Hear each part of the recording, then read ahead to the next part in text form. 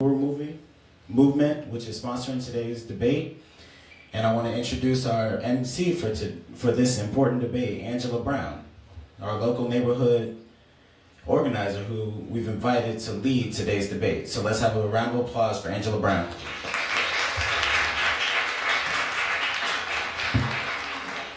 Welcome everyone here today for this important debate, of candidates of District 6 City Council and for the mayor. The theme for today's debate is, what about the Black community? And we are asking our candidates to respond to questions from the audience about the critical issues affecting their lives. The people will be asking you, what is your position, candidates? What is your position on these life and death questions? We are looking forward to this important discussion today. First, we will begin with our African pledge, which you will find on the back of your program. Please stand and recite with us.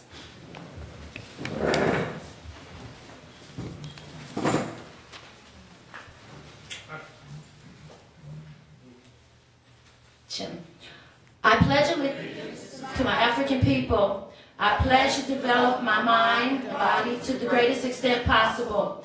I will learn all that I can in order to give my best to our people and our struggle for liberation through revolution. I will keep myself physically fit, building a strong body free from drugs and other substances, which weaken me and make me less capable of defending myself, my family, and my African brothers and sisters. I will unselfishly share my knowledge and understanding with others in order to bring about change more quickly. I will discipline myself, direct my energies thoughtfully and constructively rather than wasting time, idle hatred. I will train myself never to hurt or allow others to harm my African brothers and sisters, for I recognize that we need every African man, woman, and child to be physically, mentally, and psychologically strong. These principles I should practice daily and to teach them to others in order to unite my people in the struggle for freedom and independence. Uhuru. I am excited to introduce the poet Naji, an amazing spoken word artist, to give us a few words. Naji, if you can come up for us, please.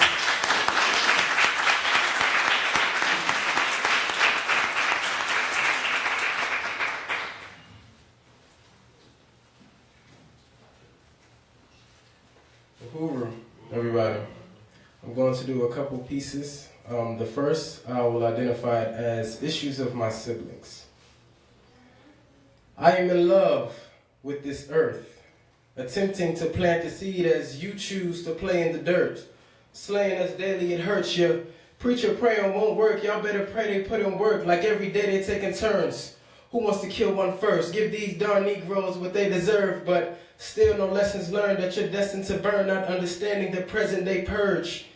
This is not your turf, Mr. Sir. Unequal, we are treated every evening. What am I singing? You protest, but your kids still pledge allegiance. Most live it like it's getting better, they better come back from Venus. Venus, Serena racket on the court. The judge sees no proof of murder, so we release him. Then he's back for the same reason. And sympathy is given to his evil. On our knees telling Jesus we need him, even though he sees it. But it gives the girl a man to believe in, so I leave it. Success lingers, each day my door is open. He's the origin of dominance, your boy should know this. But he don't, so he's rolling on the road of explosions and doesn't see with his senses to know it. Though he isn't the only, statistically the census have shown this. So it's no surprise by the actions of the soulless. So my reaction is acceptance that this is where their soul is, solely. That is the first piece.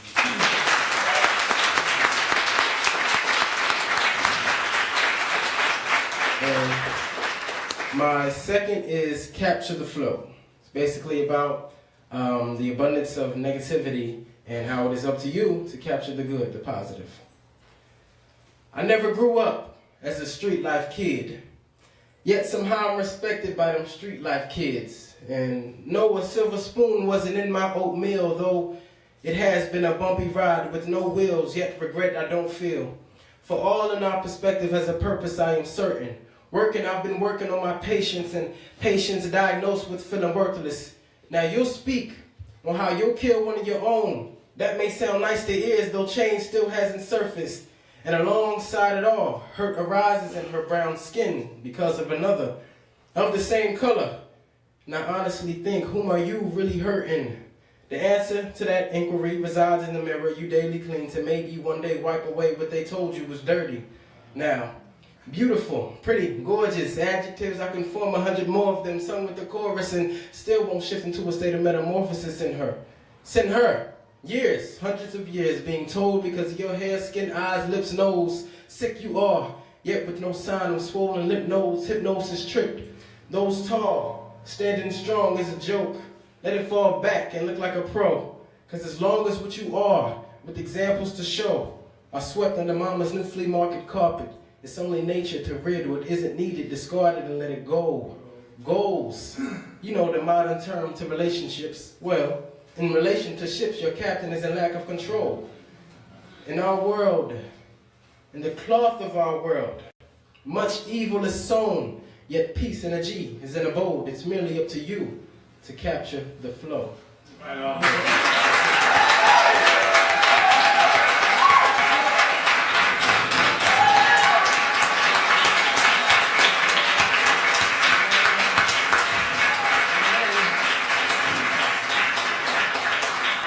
He set the tone.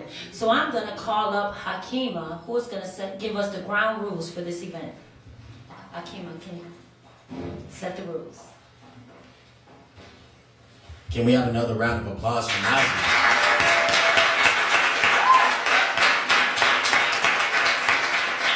I want to thank him for those powerful words. All right, so the ground rules for this debate. First, the opening statements by each candidate will each be 3 minutes. We will only take questions from the floor. Each question from the audience and each answer from the candidates must be limited to 1 minute, and we ask you to comply with this. Each candidate will be able to give a closing statement of 2 minutes, and we call for fairness and no personal attacks. Again, we call for fairness and no personal attacks. And we will first be holding the city council debate, and then after that, we will be holding our mayor's debate. And again, all questions and answers must be limited to 1 minute. 1 minute each. 1 minute. And we will be drawing the names of each candidate from a hat, which will show the order of the presentations for this evening. Thank you.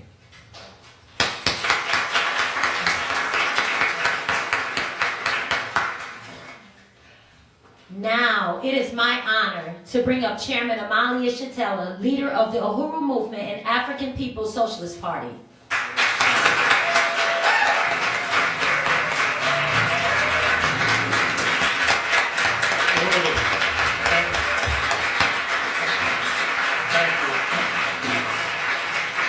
Thank you very much. I want to really express my appreciation to these courageous candidates. It's not a little thing to turn your life over to the kind of examination that these candidates have agreed to do. And if you haven't done it before, it's a really taxing process every day, every minute, working to do the kind of work that these candidates do. T. Lassiter is here someplace. I was talking, there she is, there she is. I wanted to acknowledge T. Lassiter as well, since Sister Maria and Sister Akile are both up here. And I wanted to say my appreciation to these candidates because, as you know, there are several candidates who are not here. And they made a deliberate choice not to come here. And some of them said things to us like they were not coming to this forum because the Uhuru movement had endorsed a candidate. And that is true. We have endorsed candidates. But the thing is that we just endorse the candidates and we open up the process for everybody to make your own determination. That's why they're sitting here in front of everybody here to make your determination. But it's a dishonest response. Because one of the reasons it's dishonest is that we have the Tampa Bay Times, and the Bay News 9 who have also endorsed two candidates. They endorsed two candidates. They say that there are two candidates who are going to be, one of whom is going to be elected. This was even before Rick Baker announced. The paper was saying that the campaign, the mayor's candidate campaign is going to be determined by Rick Baker and Rick Kreisman, the two Ricks. And so if that's not an endorsement, I don't know what it is, especially when you're talking about a campaign where there's going to be a primary. Amen. With the likelihood of two people coming out in the primary. That's an endorsement. Amen. And of course, when you endorse one Rick, you've endorsed the other. But the point is, I think it's very important because what they have determined to do, the Times and Bay News 9, is say that in the mayor's campaign, on the only televised debate there is going to be, sponsored by the Times and Bay News 9 and some entity associated with St. Pete College, the only candidates that can participate are the two Ricks. So they don't want a debate, because that's not a debate when you look at the two Ricks. And they say the reason they're doing this is because they got the most money. So it's a debate between money. It's just what they have already determined to be the case. They assume that this election can be bought. And I think that a real democratic process would challenge that. And I think we have to challenge that. So I appreciate the fact that the candidates who are here have come. The other thing that makes it important to me is that the title of this discussion debate is, what about the black community? What about black people who don't even make the agenda most of the time, who are never discussed most of the time? And they have critical issues because the African community is the community upon which the entire economic base of this city was founded, was created. And so we think it's really important for people to talk about this community where the Tampa Bay Times has made the poster child for criminality and a 10-year-old black child. You got a mayor who dumped 256 million gallons of sewage into the drinking water, and the poster child for crime is a 10-year-old black child. And something is wrong, with that notion. So we want to talk about blackness and black people and the conditions of our people who built this city, who find ourselves on the wrong end of suspensions, expulsions, on the wrong ends of police violence, on the wrong end of joblessness, on the wrong end of health care, on the wrong end of homelessness, on the wrong end of every question with a negative kind of connotation to it. We experience that. So why?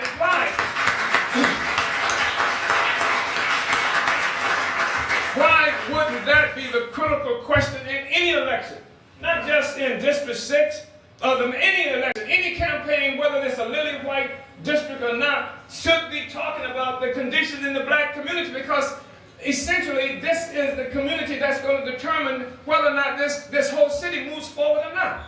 You can't take a whole community like they did where they put that baseball dome, take a whole community, businesses, homes, everything like that. You can't take that community and then explode the housing values as a consequence, gentrify a whole black community, and then act like you're surprised because the cost of housing has gone up.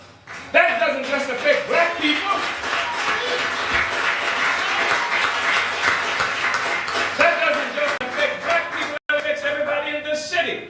But some people are so fearful of the black question that they allow their fears and prejudices and the leadership of the Times and Tampa Bay Bay News 9 to interfere with their brains. And so we're saying that there's something wrong about that. I want to welcome you here. You're in Aquaba Hall. Aquaba means welcome in a language of Twi that comes from Ghana. And this is the Uhuru house, which of course Uhuru is Swahili for freedom. And I don't know why the word freedom should be so fearful and upsetting to so many people, but every time you hear Uhuru, you see somebody having a problem with that. I want to welcome you here. And also, I want to say that there's a history to your being here. And part of that history is connected to a debate that's been going on for a while about a mural that was on, an 8 by 10 foot mural that was on the wall of City Hall here.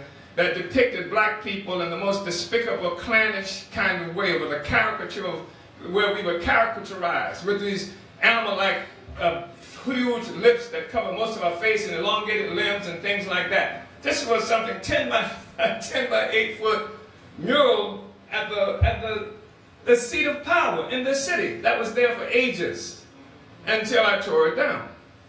And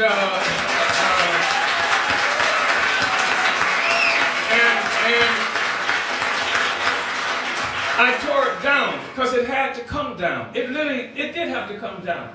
Because it didn't just tell white people who we were and what our relationship should be. It told black people who we were and what our relationship to white people should be. That is unacceptable. And it's unacceptable whether the city takes it down or whether it's necessary for one of us to go down and take it down. They should never be able to do that kind of thing. This is a whole new era. 2017, they're still debating that. They still can't even put anything up where that thing used to be, because you and I have not decided that we're going to have a new day in this city where the people will make the decisions for them. So 51 years ago, I was a member of an organization called the Student Nonviolent Coordinating Committee, SNCC. I was an organizer. I organized in this city. I organized in Alachua County. I organized in Madison County. I organized for the right for black people to vote. This was when, in Madison County, I was surrounded by a lynch mob that I was only able to get out of because I had enough arrogance and bluffed my way out of a horrible situation where I was surrounded. In Alachua County, the sheriff literally had me in cuffs to take me to jail for trying to register black people to vote. I wasn't registering people to vote Democrat or Republican. And I was registering people to vote because that option ought to be there for people who live in this country, and that's what it was about. That's why we're here today. Because people need to have an option to make decisions about their lives to the extent that you can make such a decision in this system. And so, since that time, I've been doing the same work, and this building has been here. And it's been something that's been unpleasant for some people, so much so that 21 years ago, on November 13th, 1986, this is around the time where I first started working with Maria Scruggs, shortly after that, and T. Lassiter. 300 policemen attacked this building when we were having a meeting. Grady is back there. He was a part of the coalition that came about as a response to that. 300 police. And what was our crime? They came to this building where we were having a meeting and said that we had 5 minutes to get out of the building or they were going to shoot tear gas in the building. 30 seconds later, they started shooting tear gas. And the city council, I must say, the city council was upset with that. In fact, the next day what the city councils did was to berate the police department because they ran out of tear gas. They used all the tear gas in the city of St. Petersburg against this building simply because we were going to have a meeting to protest a grand jury decision not to prosecute James Knight and Sandra Minor for killing Tyrone Lewis just a few blocks down the street.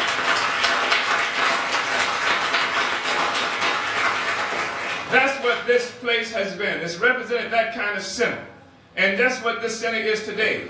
And it is particularly significant, and I just want to say this, for African working people, the working class, the most despised, the most oppressed, the most slandered sector of the population, black people who work for a living or who would work for a living if they could get a job. That's where most of the slander comes down, and that's where we are an organization that represents primarily, that we represent the whole black community, but the center of our concern is among the working class. And so now the working class has its own building. Of course, even though we had our own building in 1996, the police might show up and say, get out the building. They've done it before. But these candidates that we're going to be listening to today are candidates who are here to say that they can't do that kind of stuff because we're answering the question today, what about the black community? And I want to thank all of you for coming out. Again, I want to just salute these courageous candidates who have assumed for themselves the responsibility of trying to contribute to a solution to these critical questions which are impacting our people and the world, in fact, at such a critical moment in history. Thank you so much. Akwaba Uhuru.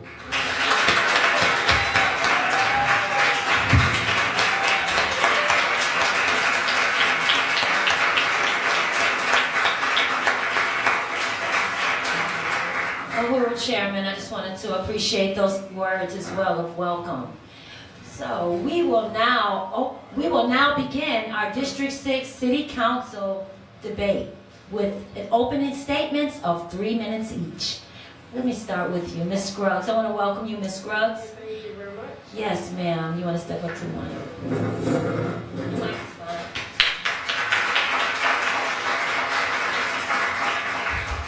Thank you, Chairman. Thank you, my opponent, beautiful opponent here, and all of the guests that thought it not robbery to come out to the Uhuru House on a Sunday afternoon.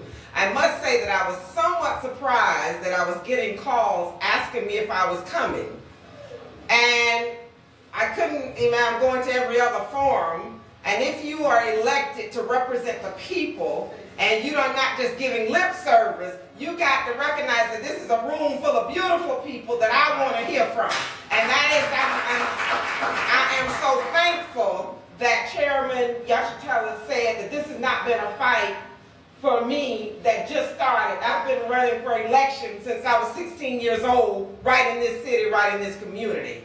I'm a child of South St. Petersburg, and when I returned to St. Petersburg after a strong career in law enforcement, some of the very same issues that we deal with now in this community of being seen as the least of these in 1986 are still relevant in 2017. And I'm committed to fight those issues. I was committed then, and I'm committed now to continue to fight the issues of black people and not be ashamed or not be fearful to speak for the rights of our people. Thank you. And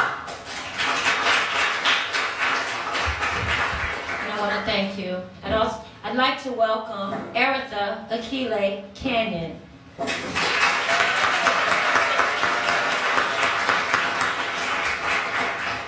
Good evening, and Uhuru. My name is Eritha Akile Cainion, running for District 6 City Council on a platform of radical times, radical solutions. And that I've lived in this city for 20 years and am actually a child of the rebellion that happened here in 1996, was born 2 days before the murder of Tyron Lewis. And to say that the conditions 21 years ago have worsened since then. And the conditions have been this way as a result of corrupt city government that works in the interest of big development, that works in the interest of big money, and has never represented the people, and has never represented the black community. And so I'm honored today to be one of the only candidates to participate in this very important forum, addressing the only forum to be titled, What About the Black Community? Because this is what it's about. Because every contradiction that exists in this city starts with what has happened historically and today to the black community. You see the prices of your rent rising, it's because the black community is being forcibly dispersed by any means necessary by a crooked city government. When you see water dumped into your sewage, that's because there's a mayor who works in the pockets of big development who was willing to build on the land of Albert Whitted when he closed down that sewage plant that resulted in the 256 million gallons of sewage you see in your water today. That's the type of situation we're dealing with. And we're dealing with a rigged election system throughout. This whole entire thing is rigged against the people. The people do not have a voice in this election. The city government is trying to crush the voice of the people, and I am here to be the voice of the people. I am the voice of the people, and my platform, a platform that calls for reparations and genuine economic development. It's not just a point on the platform that I went in the back room and constructed myself. It was a demand. It was a loud cry from the people to say, we want justice. Justice comes in the form of reparations. We need economic development for the black community versus this public policy of police containment. This is the people's cry. This is the people's movement. And this is the people's platform. And this is what I'm fighting for, to represent you, the voice of the people. And that I'm just so honored and I'm humbled to be able to take this, and I want to take this and take the people's fight into the electoral arena. And I'm just so appreciative of the people here who've been fighting every step of the way for this campaign. And I'm very excited to answer all of your questions, and thank you so much. Uhuru.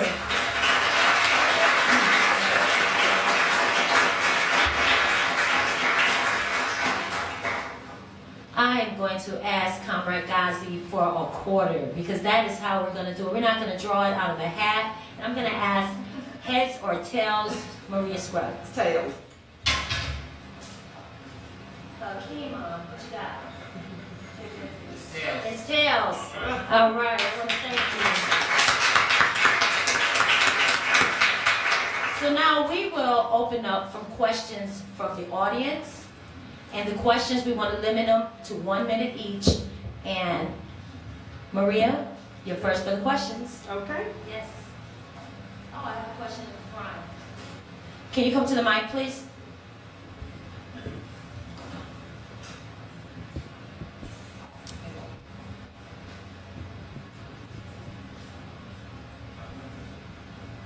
In the interest of time, those with a question, if you could line right up, to my left, behind this gentleman, and we could kind of keep the process going, and I appreciate it.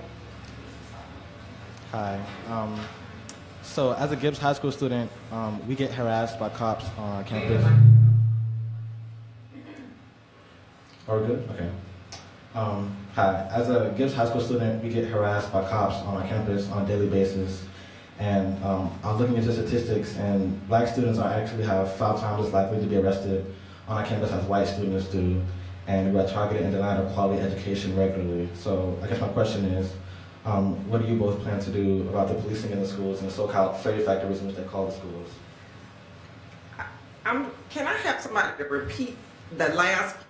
For some reason, I'm not hearing. Yeah, it's muffled. I'm not actually. I know it had something to do with Gibbs and the arrest, but I want to make sure that I'm hearing exactly what you're All right, so basically the question was, what do you both plan on doing about the policing in the schools? Policing, okay. And the so-called fairy factories in which they call the schools. Okay.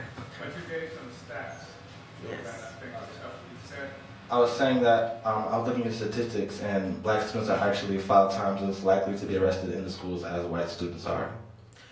I can say what I have currently done in my role as president of the St. Petersburg branch NAACP is that I've sued the Pinellas County school system in partnership with the NAACP National Defense Fund to address the issues of the number of arrests that have been happening on Pinellas campus. Not only are our students more likely to be arrested, they are more likely to be arrested at very young ages. You're in high school, but we've seen actually police involvement in students as early as elementary school, which is totally unacceptable. And the NAACP has gone out on the limb legally to say this will not happen. We have seen the arrest reduced, but I'm still not concerned that we even really need to have police officers on school campuses. I think that's one of the areas that I'm concerned about as a law enforcement officer. The fact that I see police units parked up my street on Melrose, the fact that we have police officers in schools with children where there's supposed to be education and environment for learning. I just think that we need to revisit that whole issue, and I'm on the forefront by actually suing the Pinellas County school system for those issues. Thank you. Eritha Akile, the same question, please. I appreciate the question, and to say that my platform speaks to this with the form of Black Community Control of Schools, and it also calls for the removal of the police officers and the guise of resource officers because they're not necessary, and they come into existence as a result of this education system deliberately attacking Black students. There's no question about it, and it's a part of this entire social system that is geared to police and criminalize Black youth early on in stages and push and force us into these prisons. And Black Community Control of Schools, is a part of it, and Black Community Control of the Police is a part of ensuring the public safety of the Black community, Black children, and Black Community Control of Schools is our response to this failing education system that attacks Black children on a daily basis, where the community will have control over the education of our children. Thank you. Thank you for that question. That was an awesome question. Mom, you can come up. Thank you. This question again goes to Ms. Maria Scruggs. I'm Robin Wynn. I'm a city worker of 23 years, and I'm also, family is homeowners in the city. Where do you stand on health and safety in the city for the homeowners and for the city workers. Because I was a victim of, I say a victim because I work for the city where they dump the sewage in the water. My crew was the first responders to go in there without protective clothing and everything. So where do you stand on health and safety? Wow. Well, I think it goes without saying, Robin, that I can tell you, again, what I talk about is not where I stand on the issue, but what I've actually done about the issue. This whole issue of sewage, and I want to remind us that what happened in Detroit is not far from what is going to go on in St. Petersburg. And this is the first time since we've launched this issue that I've actually heard from somebody who was directly impacted. The NAACP is in the process as we speak of investigating the direct impact to people of color. Because while we've seen this proposed solution to the sewage issue, the piece that's absent from the solution is what happened to Black people in that issue. So I am in the process. We have gotten a framework of a plan that we're going to be pursuing. I will bring your issue into the plan. Had no idea. We have not heard from any city workers, but know that this is an active part of what I'm actually involved in. We threaten us, we speak up, but we're sick. That stuff makes us sick.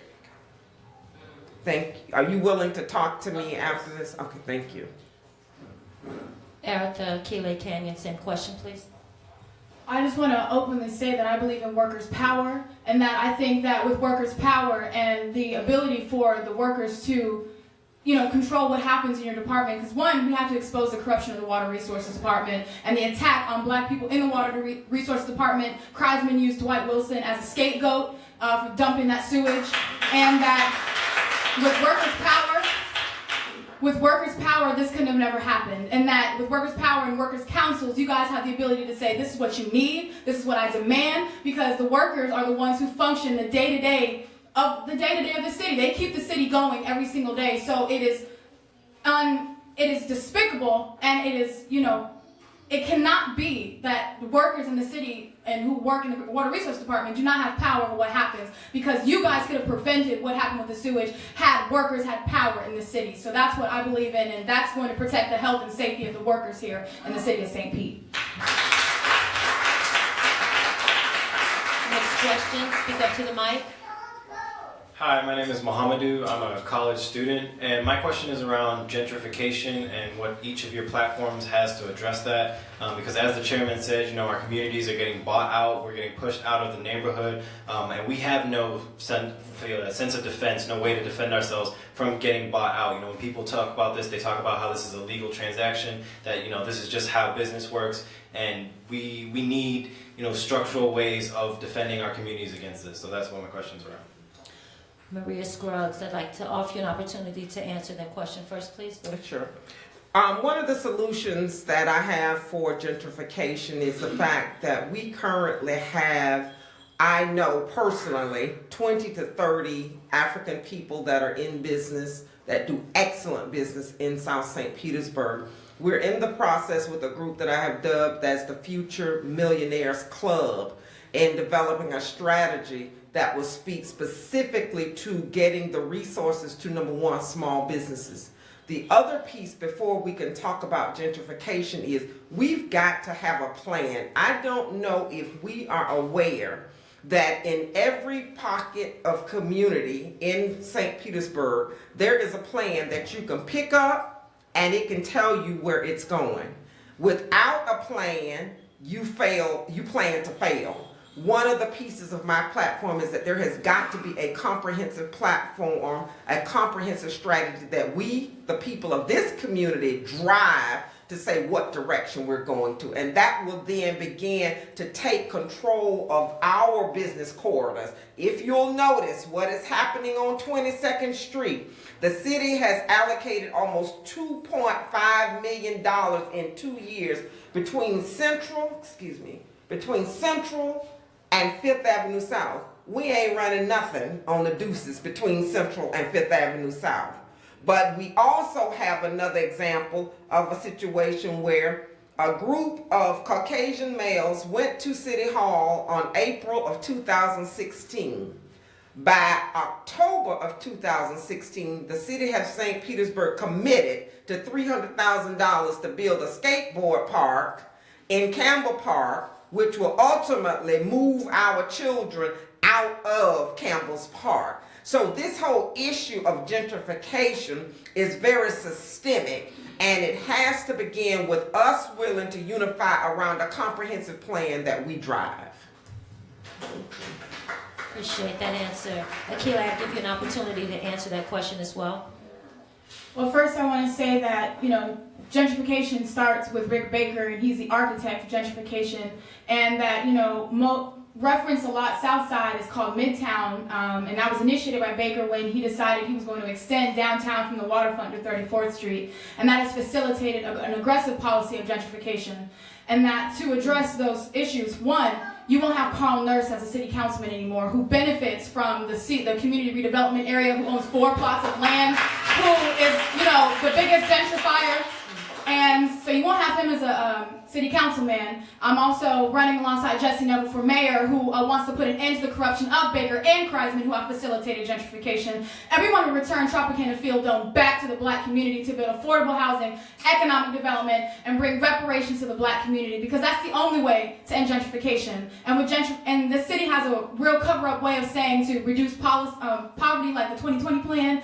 We're going to reduce poverty by 30% over a certain amount of years. That's gentrification. That's getting ready to displace the black community, force us out of our community so they can reduce poverty. We have to put a screeching halt to gentrification that comes with reparations and economic development to the black community.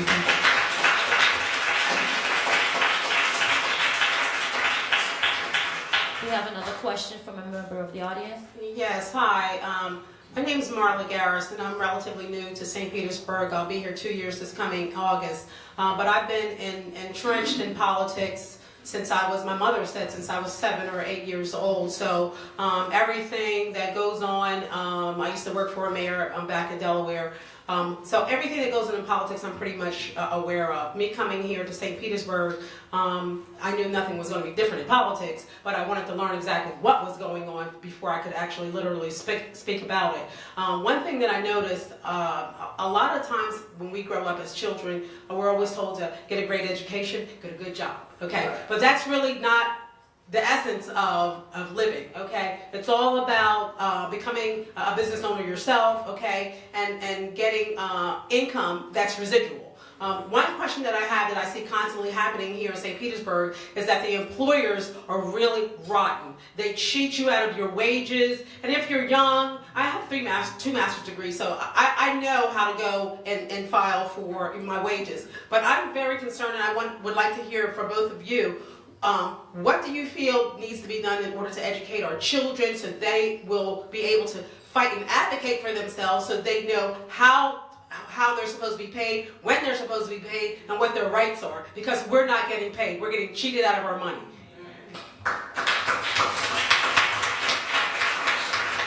Maria Scruggs, I'd like you to answer that question first, and thank you. Thank you. One of the things that I think that we have an opportunity to do in this culture is to steal some lessons from other cultures. I work with Asian and Asian statistician.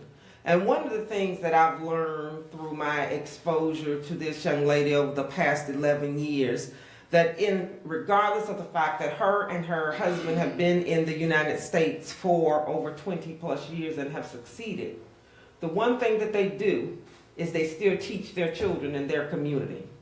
We have got to stop putting our children out to the wolves and then expecting that they're going to know the skills and understand what it is they need to be able to survive.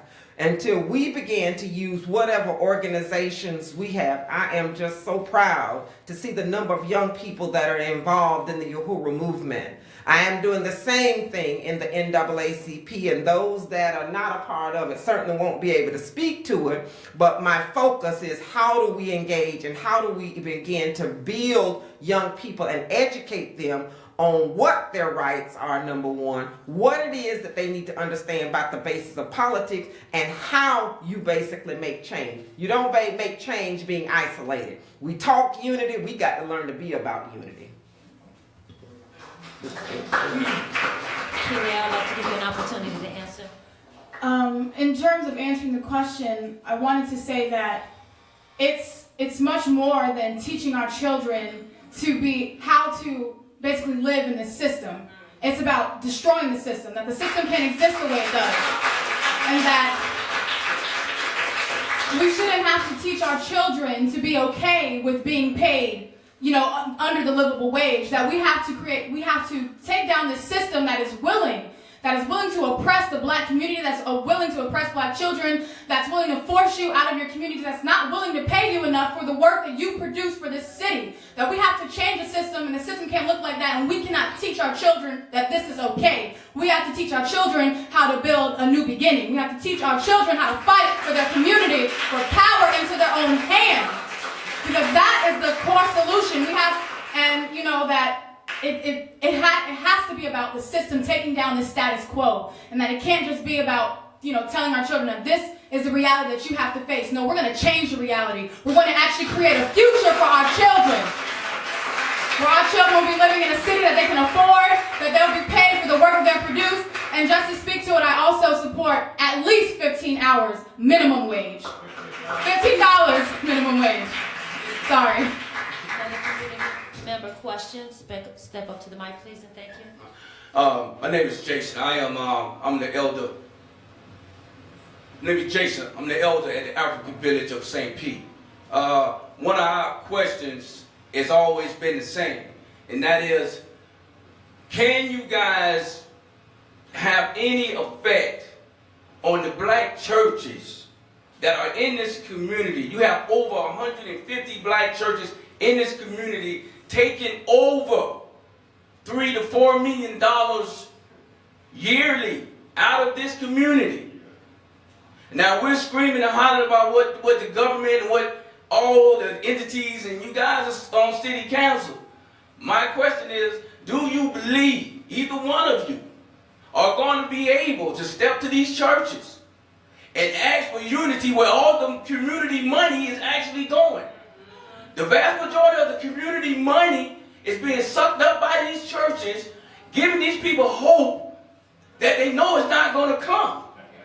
So what we're saying at the African village is that we're looking for, listen, if I'm going to endorse any candidate, and we're going to ask people to endorse any candidate, listen, we're going to have to deal with this way it's happening at.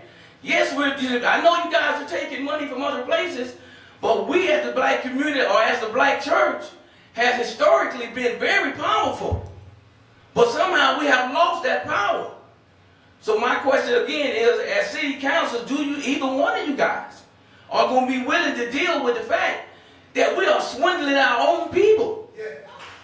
We're swindling our own people.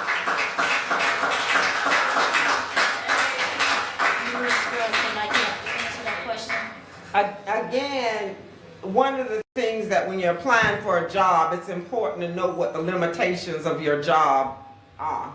And there are different hats that you put on and that you wear as a leader in this city, the city council, whether you're the president of the NAACP. To answer your question, sir, not sure where he went. Oh, okay. There is nothing that a city council person can do to stop us, from going to churches that are swindling us. There's nothing that the elected official can do about that. There is something, however, as a leader in this community can do, that in my perspective role, whatever that leadership role is, it's about showing us that we have to develop for ourselves a better perception of who we are as people. Because typically we go to the church giving all of our power to a man or a woman who profess to be leaders of Christ. And the very power that you have in order to be about change for yourself, you already have that power. What we do as leaders has to be about helping our people to assess and understand the power they already have and not giving it away. Thank you, Ms. Grass.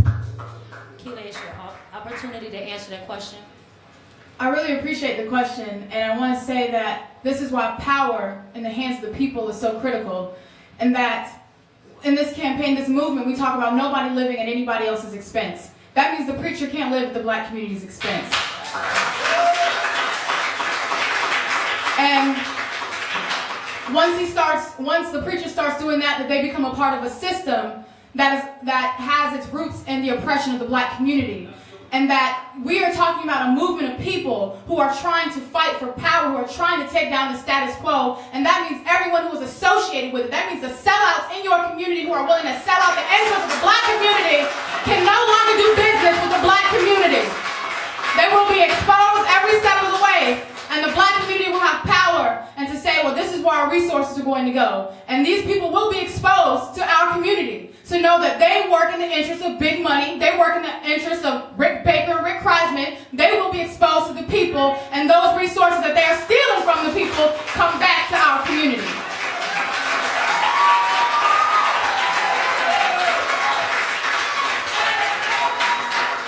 Another question from a member of the people. One more question from a member of our community. My name is Corey Outlaw. I'm really enjoying myself. But I got a question because I'm hearing a lot of things being thrown around.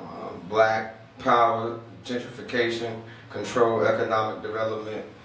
One of the key factors with me being in business and understanding business, that when you have such a great plan and a big scheme that you're trying to accomplish, what are some of the direct innovative ways or approach that you would even take to put those people in the right position in order to execute your vision and your plan? Because you take a company like Pepsi, 15 people can't operate a business as such as Pepsi and generate the type of income. It won't happen. So what are some of the ways that you would properly train from the bottom of the root of the tree all the way to the top of the tree in order to execute this plan of black power, overcoming gentrification, switching the leverage field? Ms. Brooks, give you an opportunity to answer that question. Okay, thank you, Corey. And again, one of the things that I think is important to understand about how we bring about change is that you have to have the capacity to bring about change. And one of the ways in which I am personally engaged in talking about how do we begin to change the system from the bottom up is engaging the people from the bottoms up. I talked about the Future Millionaires Club because as the president of NAACP, one of the things that we just hosted was a Freedom Fund celebration in our own backyard.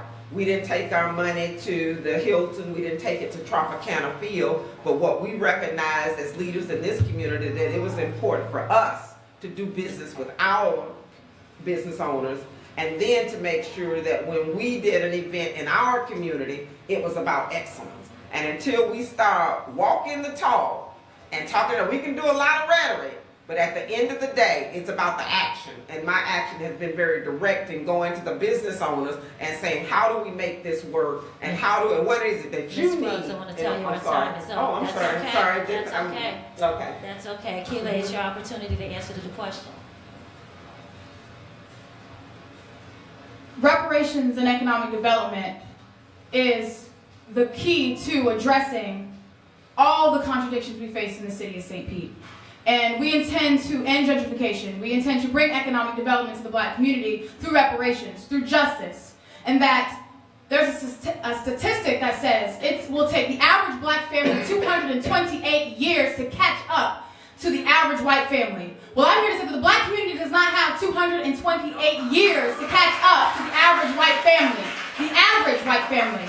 Reparations and economic development have to be at the center of a budget for the entire city, to be truly progressive, because that means the people's interests come before profit. That means every decision made by the city of St. Pete comes with, the input of the people, comes because the people have demanded it. And that's how we achieve power. That's how we achieve self-determination. And just concrete plans that we want to see in the city of St. Pete has been turning over Tropicana Field to the black community as a form of reparations to build on that land. A 16th Street redevelopment plan, 22nd Street redevelopment plan, and even MLK Street South. This What time? Sorry, thank you. That's fine. Another question from a member of the community. Hi, my name's Ashley, and I wanted to ask, we talk a lot about economic development, and we talk about a lot of this as a pathway for building a better future for young people, both today and in the future. But my question is around, we point to young people as sort of the problem so often, and yet have nothing really for young people to do but be problematic. You know, if you want to do something like go to the pool, it's $3 per person in the city. So if you got 5 or 6 sisters, your parents got to come up with $20, $24 just for kids to have something to do on the weekend, or they got to go to Tyrone Mall or some other place like Sundown that doesn't want them. What, as council people, would you all actually do to create recreational opportunities? Because kids should have spaces to actually be kids, and not only have to be out here treated as adults and look like criminals by the police. What kind of opportunities can we create for our youth to actually be kids in our community, and not have it cost an arm and a leg to do so? Thank you. Ms. Scruggs will give you an opportunity to answer that question. One of the things that the city of St. one of the largest budgets in the budget line items in the city's budget is park and recreation. There is absolutely no reason in St. Petersburg where we have a park and recreation in every neighborhood. That is one of the things that we do have.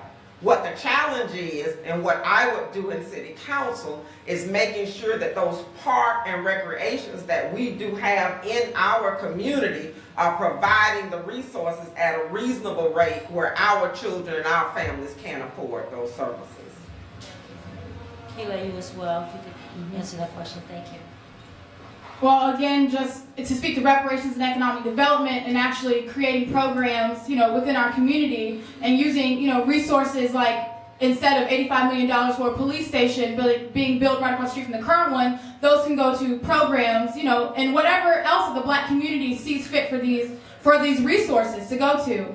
And just to speak to the criminality of the youth, and that this status quo, the corporate media like Tampa Bay Times, plays a very critical role in that, and that we're having a situation where not only do our children need a place to, enjoy themselves, have fun, and be children, but we have to end this relationship of police containment on the Black community. I'm sorry? We're timed out. I'm timed out. Oh, okay. Timed out again. Do we have another question? I saw that time come up. Well, that was a timekeeper. Please forgive me. I'm sorry about that. Oh, sorry. Okay, My so bad. Forgive me. I'm sorry. That we have to end just the criminalization of Black children to begin with, and that as a result of this public policy of police containment on the Black community, you see the murders of Laniya Miller, Dominique Battle, Ashaunti Butler, Javon Dawson, Markel McCullough, and that more than just institutions where our children can play and thrive, which we should all support, which the city should support. But we have to just end this whole public policy of police containment on the Black community. Thank you. My apologies. Looks like we have another question from a member of our community. Uhuru. Hi, my name is Ghazi, and I hear a lot of us talking about the youth and Black youth and making sure they get an education.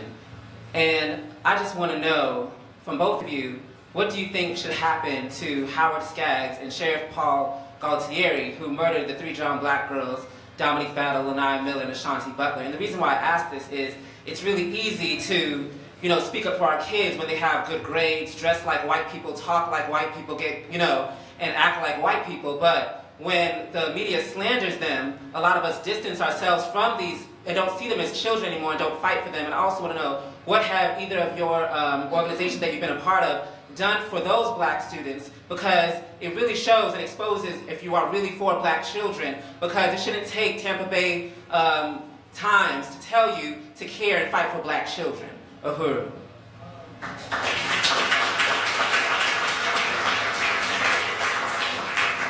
I think I'll let you answer the question. Sorry. I don't think that I've needed the Tampa Bay Times to tell me to fight for Black children. That's been something I've done for a lifetime. And to assume that I'm assuming, Ghazi, that you were implying that the young ladies that died in the situation over at off of Gandhi, I do not prescribe to the fact that the officers killed them. I do believe that if we're going to ever be about serious economic development and responsibilities in our community, we have to own up to where we're wrong. And we have the fact that we have children, not all of our children. I want to say be but respectful because the mother of one of those children are here. Sir, you asked the question. We have a responsibility to our children to be lawful. What we cannot say is that we take an unlawful act and then blame somebody else for those circumstances. A part of what we have to do is be willing and able to take accountability. Be accountable. Keila, it's your opportunity to answer to the question, please. I call for the immediate resignation of Sheriff Bob Gaultieri and the indictment of Deputy Howard Skaggs.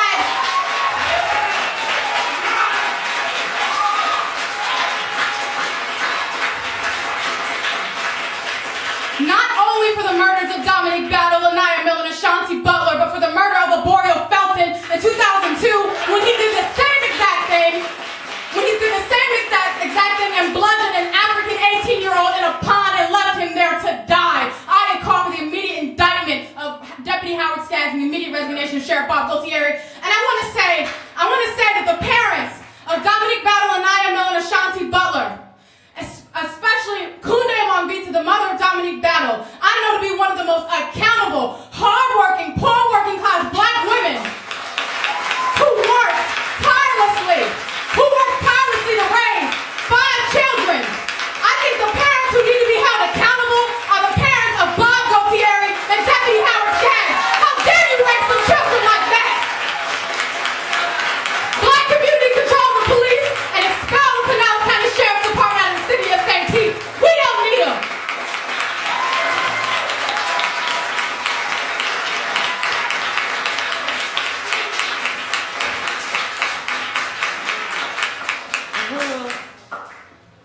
My name is Kunde Wambita, and I'm Dominique Battle's mother, as well as Laniya and Ashaunti Butler. And I want to know from the forum, what do you plan to do? Because all you have said was that you understand what black community control of the police is, but you're not understanding that those were children.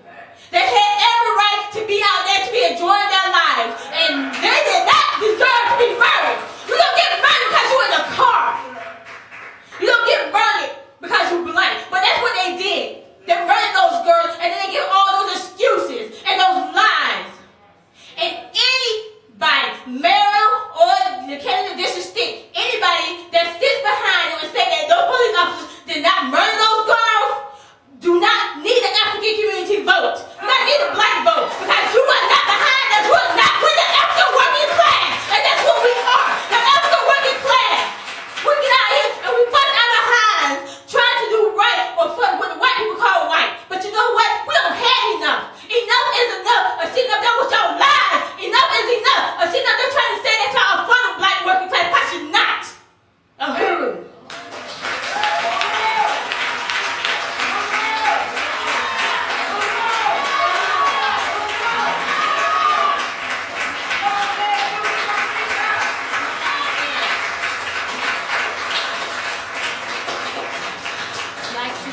Candidates an opportunity to respond to that emotional statement from one of our parents of the, Let me the stand up black girls. for this response.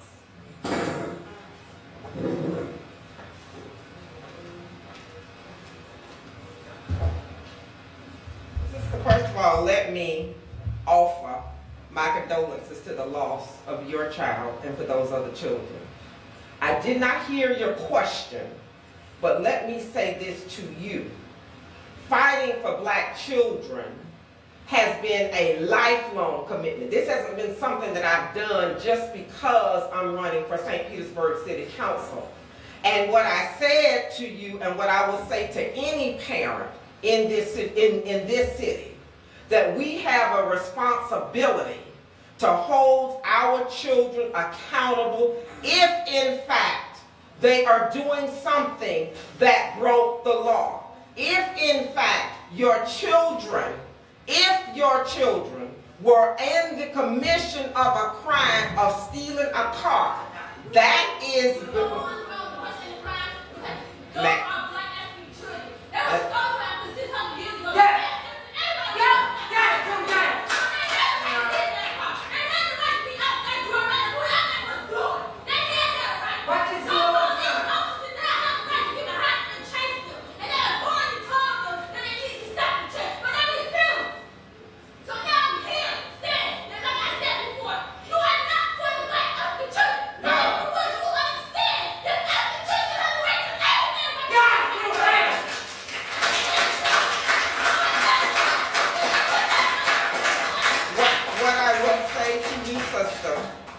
that hollering and screaming at me will not bring your children back.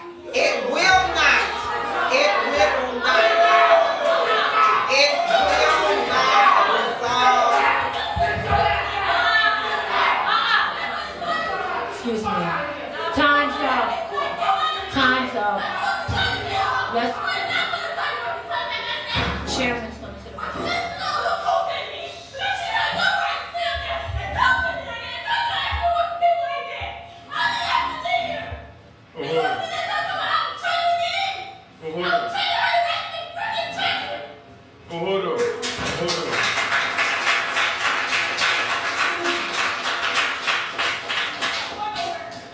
Uhuru.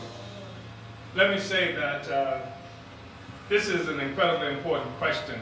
It gets to the core of so much of what African people experience on a daily basis, and especially African working class people. You talk about, nobody talks about the fact that those children were not in a car that was ever declared stolen. The Times and other media characterize the car as stolen. The fact is that a grown 37-year-old man picked up those 15-year-old and 16-year-old girls and claimed that he was giving them a ride, and he went by Walmart, the one that used to be down the street that Rick Baker used to brag about that's closed now, to buy. He said he was going there to pick up a television on his way to wherever he was supposed to be taking them. Of course, that Walmart doesn't sell televisions. And the fact is that the video captured this guy coming out of the package store, the liquor store at Walmart. He's got two 15-year-old and one 16-year-old girl in the car. And then these girls, when he gets to the car, he says the car is gone.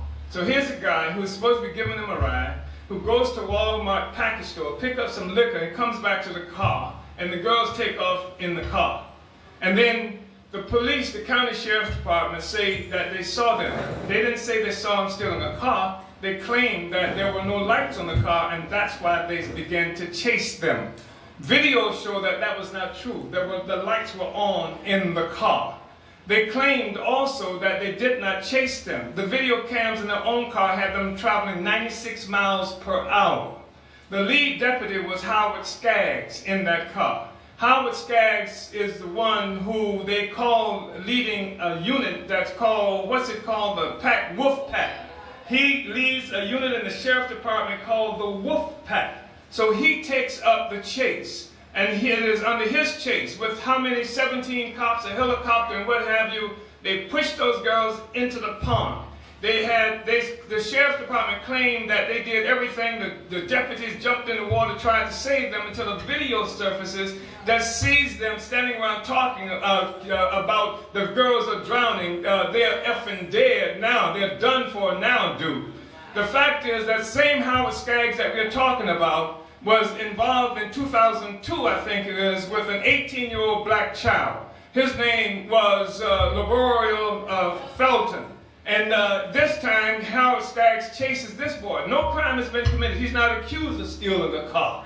He chases this boy into what? The boy jumps into a pond trying to get away from Skaggs and a dog. When Skaggs then jumped into the water along with another deputy, they claim they jumped, and they used, in this case, a device. They had a device in all the sheriff's department seats, a back seat, have a floating device that they can use for rescue. They used the rescue device to jump in the water, but not to save Laboreal Felton. They said to save the dog. And then they killed Felton. They hit him so hard. They hit him so hard that his brain collapsed. He was 18 years old. The same Howard Skaggs. So you claim a stolen car was in this instance, but there was no stolen car. They didn't even make that claim in 2002. The fact is that you can kill young black people and you can say anything you want to as an excuse, and it's acceptable to the general public. That's the African working class. That's why it's so important to have this discussion, because it's not going to be held anyplace else. Gaultier is a liar. He's a liar. And Howard Skaggs has killed 4 black teenagers that we know of. Howard Skaggs has done that. And the fact is that in the history that we have as black people in this country, when somebody said the police killed somebody black unjustly, my question is, when did they do it? How did they do it? And then if I'm wrong, I'll get to the answers. But the history is not a history of black children committing suicide. And also, say, if you wanted to say the car was stolen, and that car was never said, it was never said to be stolen. It was never said to be stolen. There was no charges filed. A stolen car. But say if it was stolen. Are we saying then that black life is so cheap that you kill 3 children for stealing a car? Because they don't. Because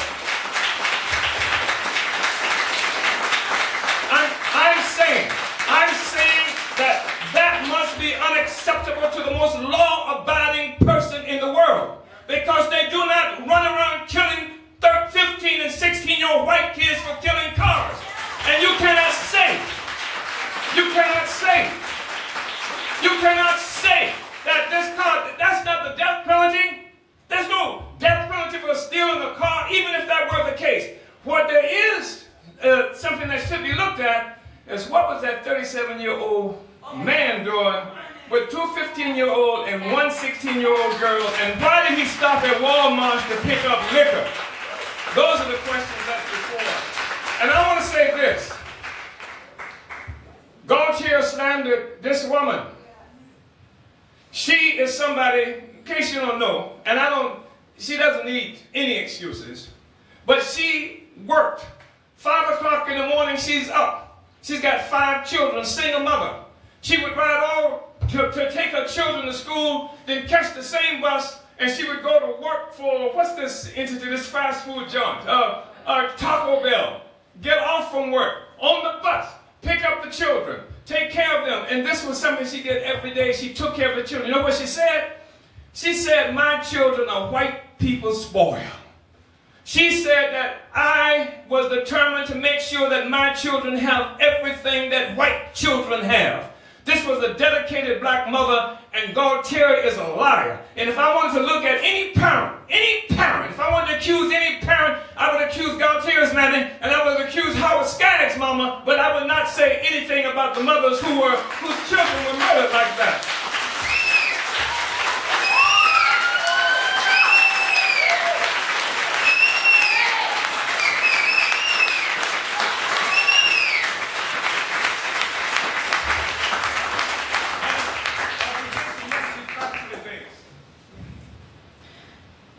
My name is Eritha Akile Cainion.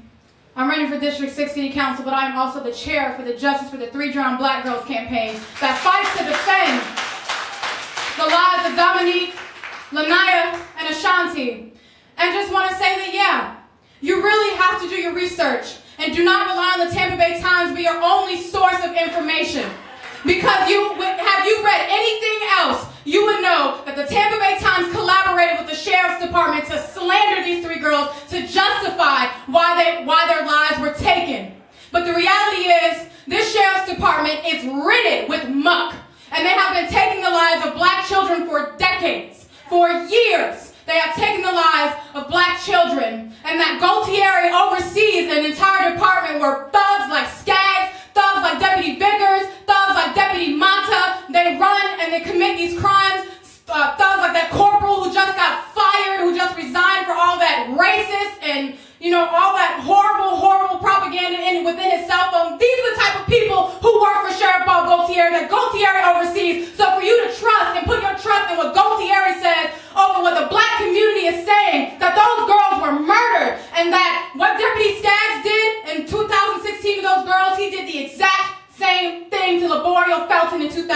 to. This is not a coincidence. This is not some random happening. This is something that is plotted. This is something that was premeditated. They intended to kill those 3 girls that night. So I just want to say that I stand in complete and full unity with the mother, Kunde and Vita, and all the mothers of the 3 girls, and all the mothers who have to lose their children at the hands of this police. And this is why we need black community control of the police. This is why we need power.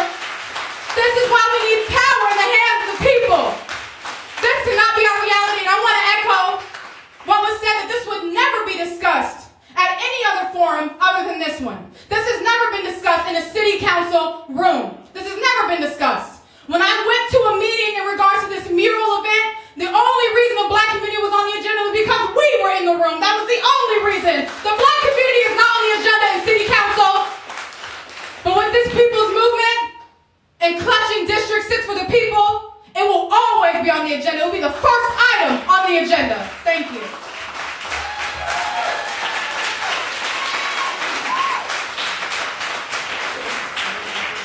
I want to thank you. I have time for one more question from our community. This is a very exciting conversation, but a very necessary one. Can you step to the mic, sir? Hey, how's it going? Is it even on?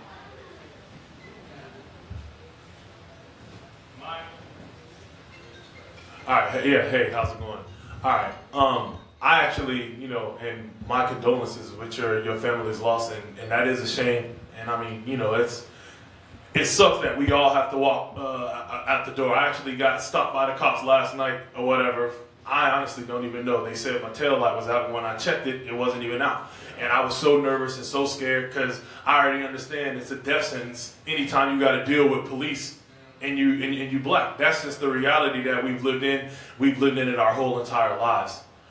My question is, I guess, and this would be more so, and both candidates should answer, but it's more so where I believe and I support separation. I think that makes sense. But I don't know who in this room, I was born and raised in St. Pete, which one of us has not gone to public school. So it's like we give our most prized possessions to a system that hates us. So, all right, hold up. But that's my bad. My time's up. But my question would be, how do we propose doing this and going into their system and changing something that's already deep and ingrained? How do we go in their system? I'm not talking about our own grassroots thing.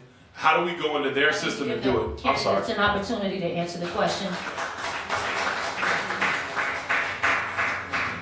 Once again, Ms. Scruggs, you're welcome to go ahead and answer the question. I'm not sure if my mic is on, but I think that the only way that you can begin to change, first of all, you can't change a system from the outside of the system. There's not one system in this country or in this world that you can change being on the outside. I think there's a role that we all play if we're going to change a system, but it is about playing a role. It is about being strategic on exactly what it is you're trying to change. I can tell you the emotion that this is probably the one thing that we have come to in this community that keeps us from being able to be strategic and focus on the role of what we are trying to change. You're talking about years of racist and systemic issues that we tend to stay divided on, as opposed to finding those issues that we have the most commonality in and working on a plan on how we change what it is we're trying to change. But fighting in different camps and fighting each other won't happen. We won't get there. Thank you so much. Akile, I'm going to give you an opportunity to answer that question.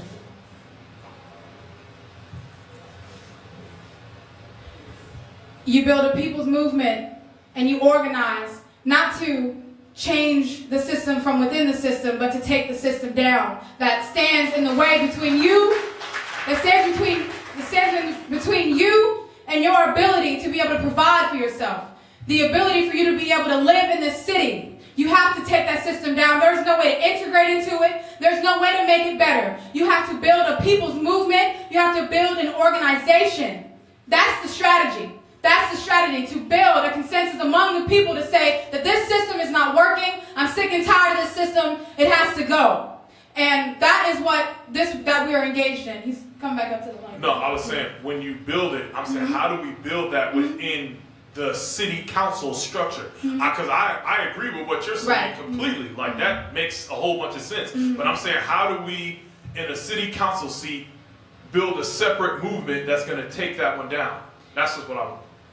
I don't think it's a separate movement. I think it has to be the same thing, in that I'm running for city council to bring the movement in and to bring the people's demands in, and that my position on city council would be to do exactly that, to bring power to the people and to organize the people. Is, you know, that's why I'm running, and that's why we're building a grassroots organization to be able to clinch this seat for the people. Thank you.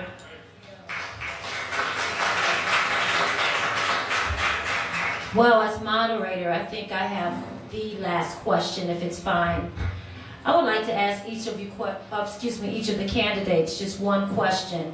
I want to speak to the issue of what is termed as recidivism. I want to ask regarding recidivism, how, as a candidate sitting on city council, can you ensure that my brothers and sisters that were behind the walls, that are now outside of the walls, and that are literally living in the walls free, as we want to call it. I'd like to have you speak, if you can, in 1 minute or so. What are the opportunities, and how can you see fit to decriminalize those that have already paid the price for their freedom? One of the things that I'm actually doing right now is actively participating in the restoration of rights effort, so that once our brothers and sisters have been convicted, that once they are returned back to the community, that they have their right. Okay, thank you. Once they are returned back to the community, that they can no longer be criminalized. I said I am a part of the criminal justice system. I'm a criminologist, and one of the most egregious acts of that system is that once people have served their time, they are still criminalized once they return to the community. That's the piece that we must change. Akile? Well, one, I just want to say that I support the full right of restoration of voters' rights for our brothers and sisters who come home, and that is an attack on the Black community, and that we have to not only, you know, raise this struggle with, you know, the state and fight for the restoration of voters' rights, but we also have to end the conditions that create a situation where the rights are taken in the first place, where there's mass incarceration within the Black community, and it's as a result of this public policy of police containment. And that solution is within Black community control of the police. And, you know, it's that we have to deconstruct this entire relationship that the police have as a military occupying force within our community that come, you know, to do the job of looking for trouble, to harass, intimidate, and even brutalize our people, and that create a situation where our people are disproportionately affected, you know, and we aren't able to participate even in the elections and have a voice, and that's why we say it's rigged. Because they are attacking, you know, our community at every single angle. So, you know, yeah. I want to appreciate that answer. And once again, I want to thank District 6. I have one more important question from a member of our audience. Please forgive me, of our community. Thank you, thank you. So, as a white person in the city, I have seen the ravages of gentrification against the Black communities, displacing Black families from their homes. And I see the fact that this city was built on stolen Black labor and is maintained by that today. And so, as a white person, I want to know your stance, both your stances on reparations to the Black community.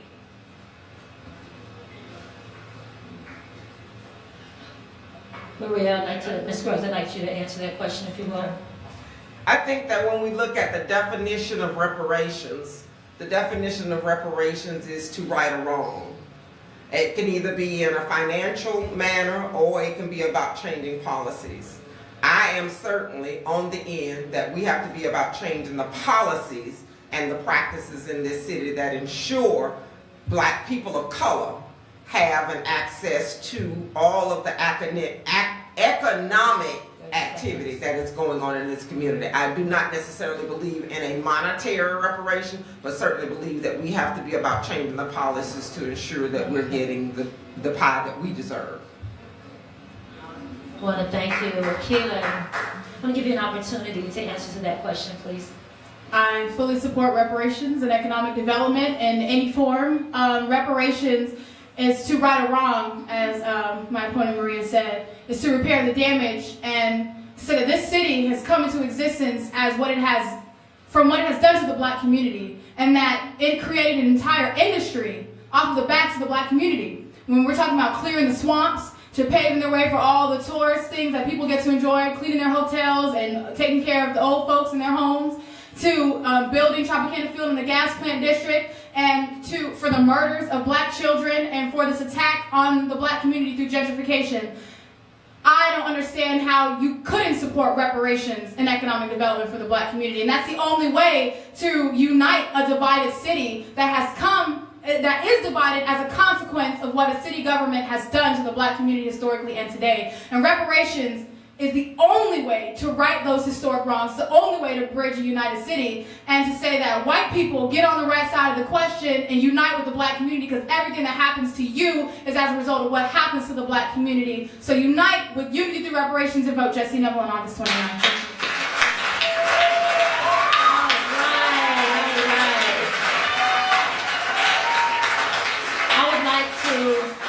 Extend a great thank you for our District 6 candidates, and I really want to appreciate that. Thank you so much for this lively conversation.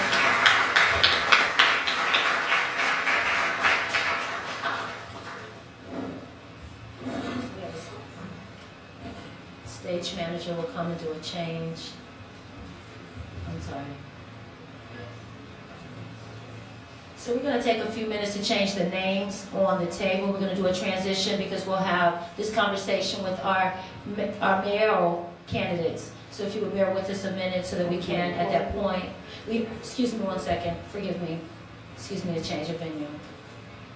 We are going to allow our candidates, that's my excitement, candidates, an opportunity to have 2 minutes of a closing argument, excuse me, a closing statement, not argument. And I want to appreciate, I think my excitement to see the outcomes, it just overtake me. And I just want to appreciate your patience and thank you so much again. Maria.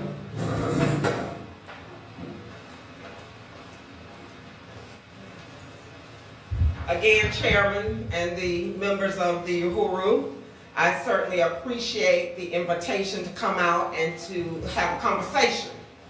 One of the things that I can say about leadership, you're never going to always agree with anybody. The thing that we've got to be able to get to is where are those things that we have more commonality in than we disagree.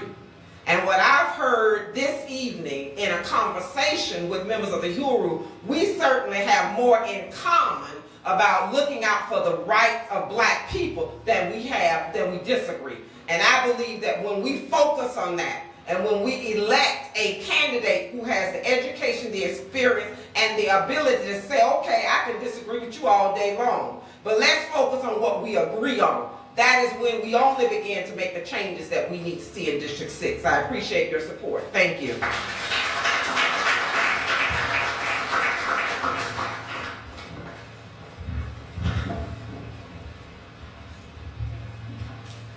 I want to say I appreciate the International People's Democratic Uhuru Movement for hosting this very important forum. It has been one of the best forums so far with culture and everything. And I want to say, again, my name is Eritha Akile Cainion, running for District 6 City Council on a platform of radical times, radical solutions for a new beginning for Southside St. Pete. And that this platform has come into existence as a result of the people's demands. This isn't about me as an individual who has created a platform based solely on my own interests, but these are policies that this movement intends to fight for because that's what the people are demanding. The people are demanding reparations and economic development. The people are demanding affordable housing, an end to gentrification, black community control of the police, black community control of schools. I don't believe in compromise. I don't believe that the interests of the people can be compromised any longer, that the black community has been willing, not willing, but has fought tirelessly to be recognized, and that for anybody to disagree with the demands of the black community and the people of this city, a progressive agenda that stands to unite this city and to make it livable for everyone, I will not compromise on that mission. I will not compromise on that platform. You have to get on the right side of the question. This is a fight for our lives. This is a fight for the existence of the black community in this city. And it cannot be sold to Rick Baker. It cannot be sold to Rick Kreisman. It cannot be sold to big money and big development. That this city belongs to us. That the black community, this city belongs to the black community. We built this city. We deserve just as much access as anybody else in the city. We will not compromise on that fight. We will not compromise on that struggle. I refuse. We are going with this people's movement to secure our future in the city of St. Pete. I want to thank you all so much. Eritha Akile Cainion for District 6. Radical Times! Thank you so much. Vote Jesse Nevel on August 29th.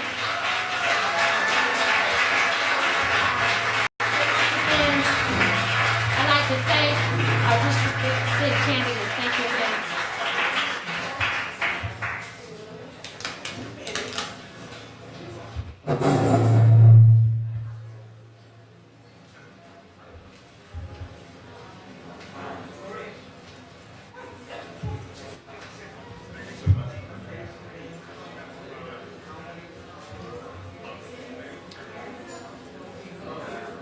We will.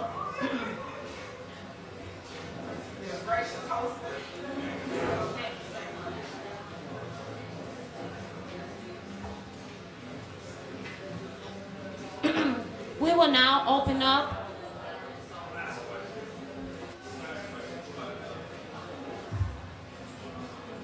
Is this hello?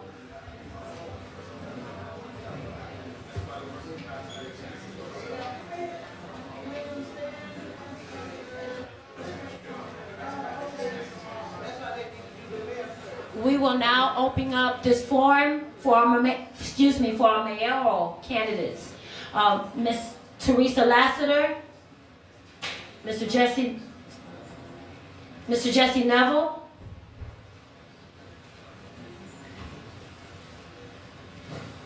we will give 3 minutes for each candidate. Welcome.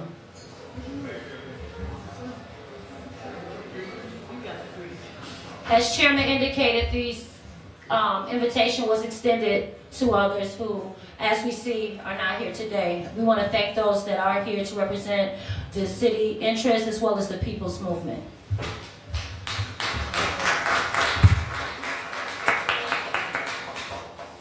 So do we have a coin toss, or are we going to pull a name out of a hat? We're going to toss a coin. Hakima took that coin. Can I get that coin real quick? Because we're going to do... I can see, you know, them coins, heads or tails. Miss Lassiter, heads or tails? Heads. Tails. So, all right. So, as a member of our mayoral candidate, Mr. Jesse, I would like to give you an opportunity to introduce yourself to our community.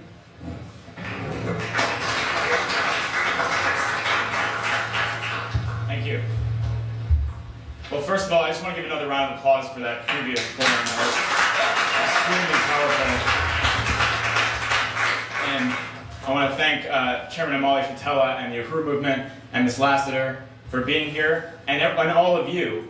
And I just want to say that this debate, I want to thank the Uhuru movement for holding the first fair debate this election season. The first fair debate. This is the first debate that all of the candidates were invited to. This is the first one. And Rick, despite all the pandering they've been doing in the South Side, left and right, a cookout here, a basketball game there, when they are confronted with the question, what about the black community? Crickets. And I think silence in this case is deafening. Or as somebody once said, silence is argument carried out by other means. So my name is Jesse Nevel, and I'm running for mayor of St. Petersburg, Florida on a platform of unity through reparations, with the belief that the way to move this city forward, this entire city, is to put reparations and economic development for the black community in the center of our city's agenda. That is the precondition for us to have a genuinely progressive mayor, a genuinely progressive city, and a genuinely progressive city government is for reparations to be the top priority.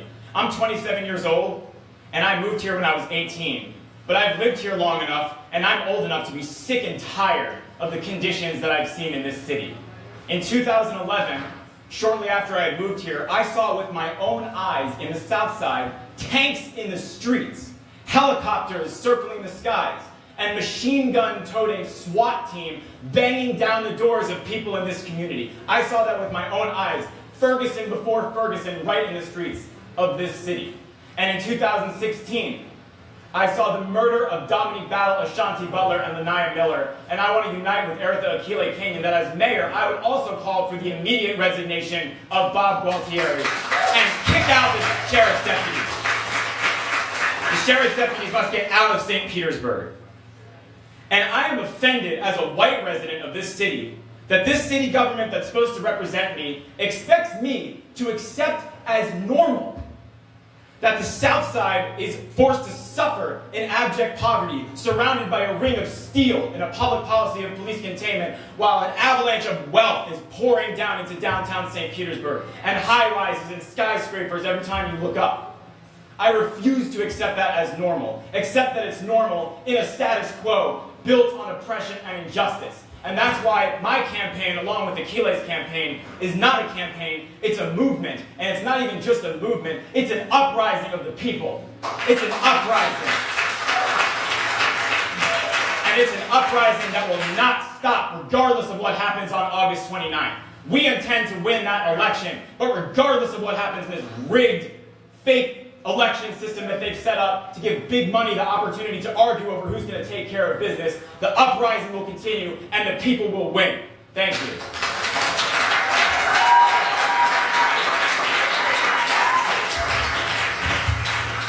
Ms. Lassiter, you can answer from the mic there. You're welcome to come to the mic.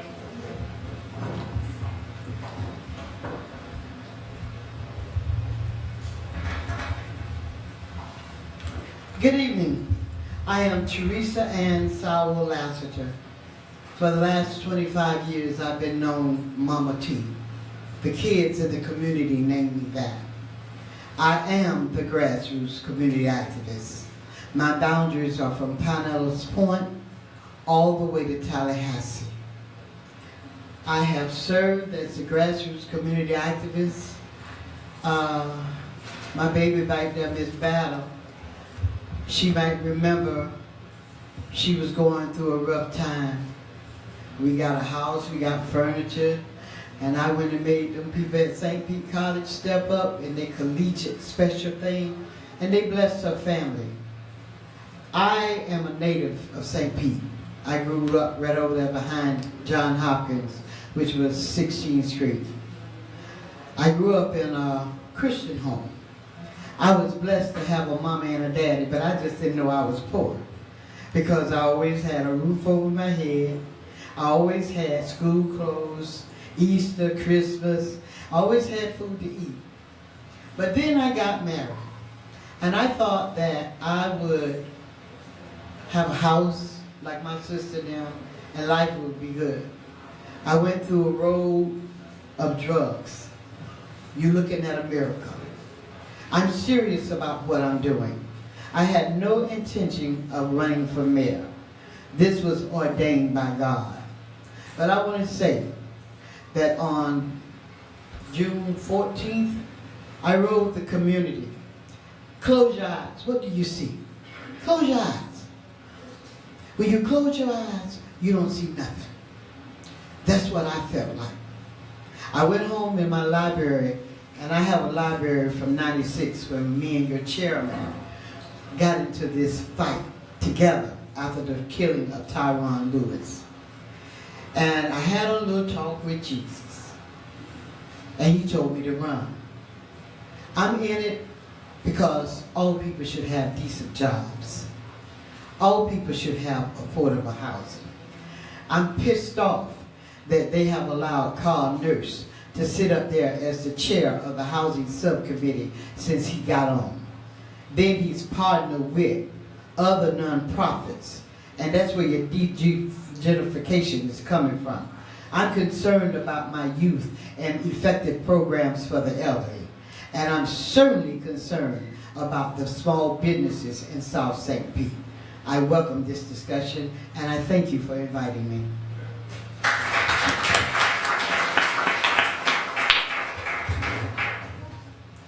Thank you, Ms. Lassiter. So now we would like to open up our questions for members, of our community Please limit your question to 1 minute so as we can definitely get all of our questions answered by our mayoral candidates. Do we have anyone from the audience that would like to be the first to ask a question?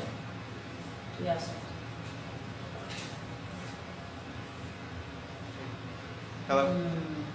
Looks like we have Chairman Amali Shatel. Hello. Oh, right after. Go ahead. How do you plan on addressing gerrymandering in the city of St. Petersburg? Can you repeat the question, please? How do you plan to fix gerrymandering in the city of St. Petersburg? Jesse Nevel, I'd like you to answer that question first, please.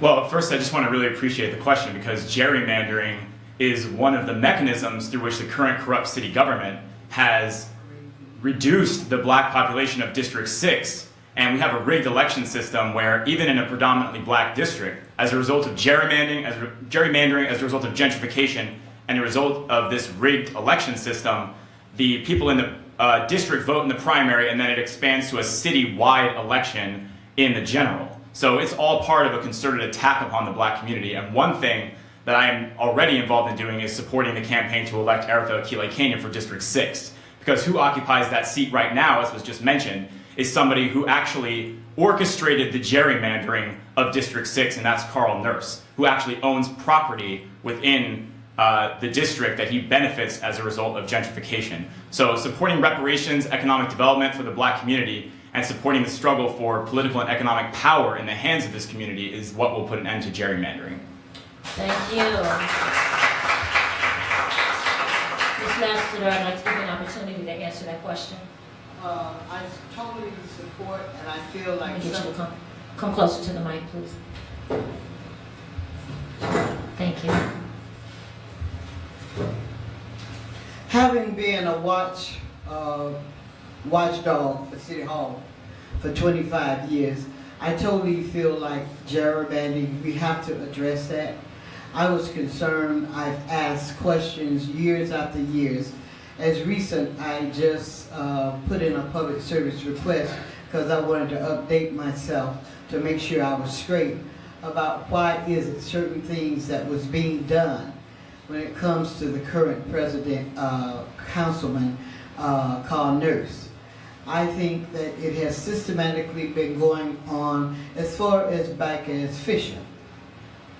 It's been going back that far. So yes, I plan to do a forensic search of every department. I want to do a forensic search of every employee. Yeah. I want to thank you, Ms. Lassiter, for that answer to the question. Very thorough. We have another question from our chairman, Amalia Shatella. I just wonder if the candidates have an opinion about the unwillingness of the two Ricks, Rick Baker and Rick Kreisman, to come here and to speak to the question of what about the black community.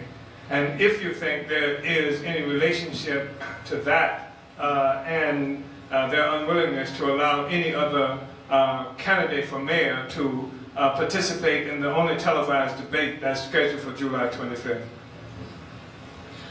Jesse, I'd like to give you an opportunity to answer to the question. I think Rick Baker and Rick Kreisman refused to participate in this debate because of the type of discussion that occurred in the previous forum, because this is a debate where the people can actually have a voice. And both Kreisman and Baker are enemies of the people.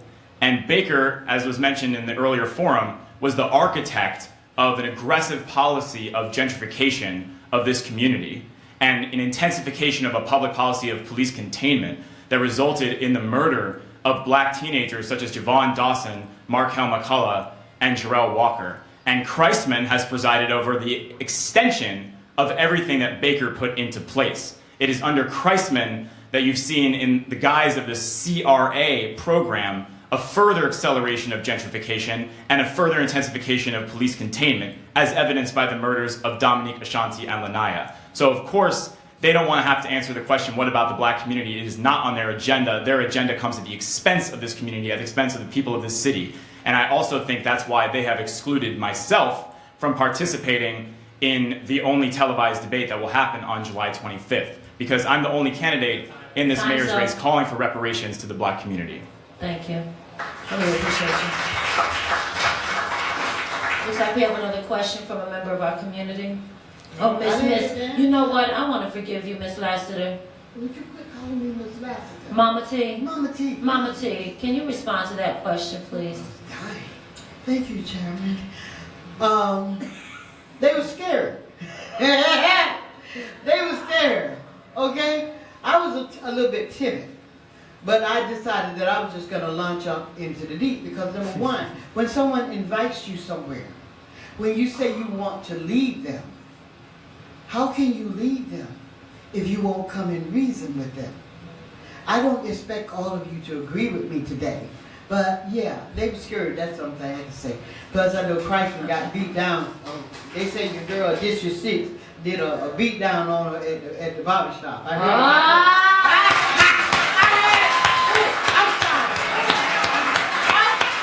keep it real, y'all. Help me, Holy Ghost. That's what I heard. They just y'all did a beat down. Wait a minute with the camera. They say you swooped out the room first. But on the real side, I had to have a sidebar with my buddy here. I did send my concerns about them not including all of us. I'm tired of being around the table.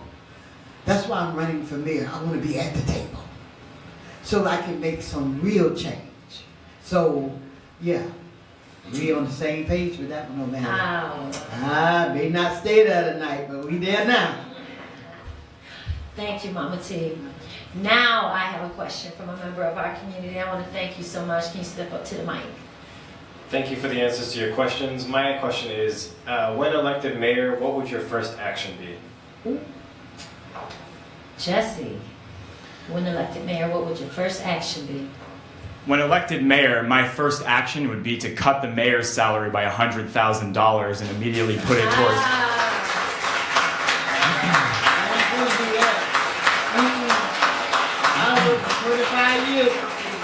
And immediately put it towards reparations and economic development for the black community. That would be my first act as mayor.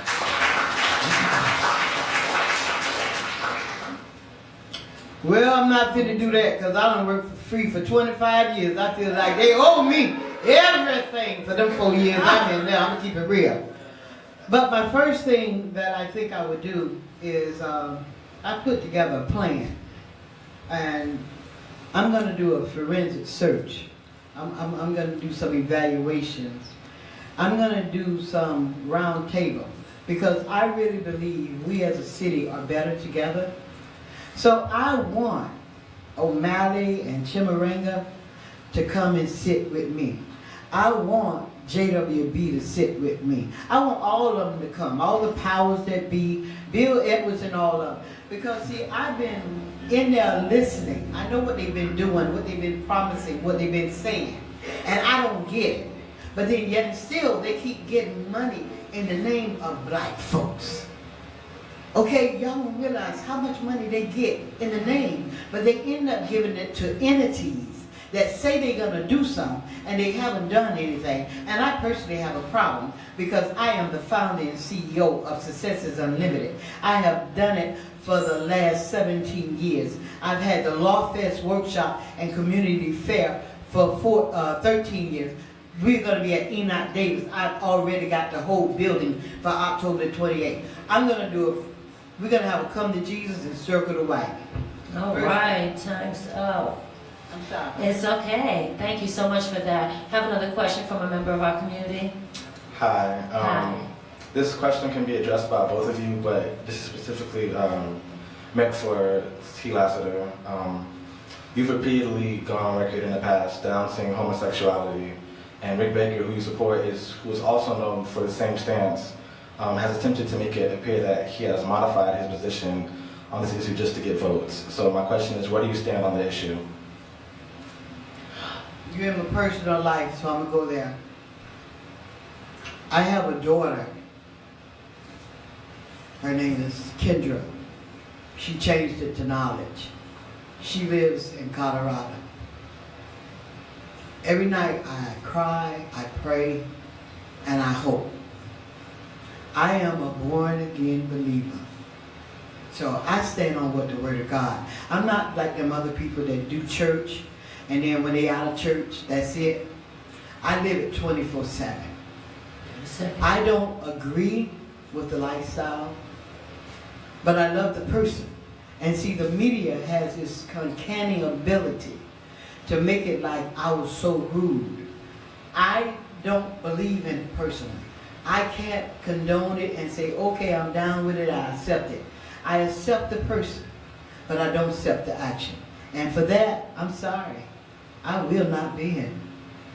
I will not be in. I love you, and I have friends that are homosexual. Time's up. Well, you ain't shutting nobody else up with the time's up. Let me get my thought. This is important. I have been beaten up ever since I was the only one to stand up against Steve Cornell. It's not that I don't love people. I love everybody. But just like I have my convictions, they have theirs, but sometimes we have to disagree. Okay. I appreciate it. I'd like to give Jesse an opportunity to respond to that. Well, give him some more time. Say some more, talk about it some more, Jesse. Come on. Because no, we want to have a real discussion. Y'all want to hear the real me. I'm willing to pull it out to you. Come on. Well, I'm a man of faith in the sense that I have faith in the power of the people of this city to change the conditions that we see, to change the injustices that we see, to build a public policy of reparations and economic development for the black community. And I'm opposed to all forms of oppression, no matter what. I'm opposed to all forms of oppression.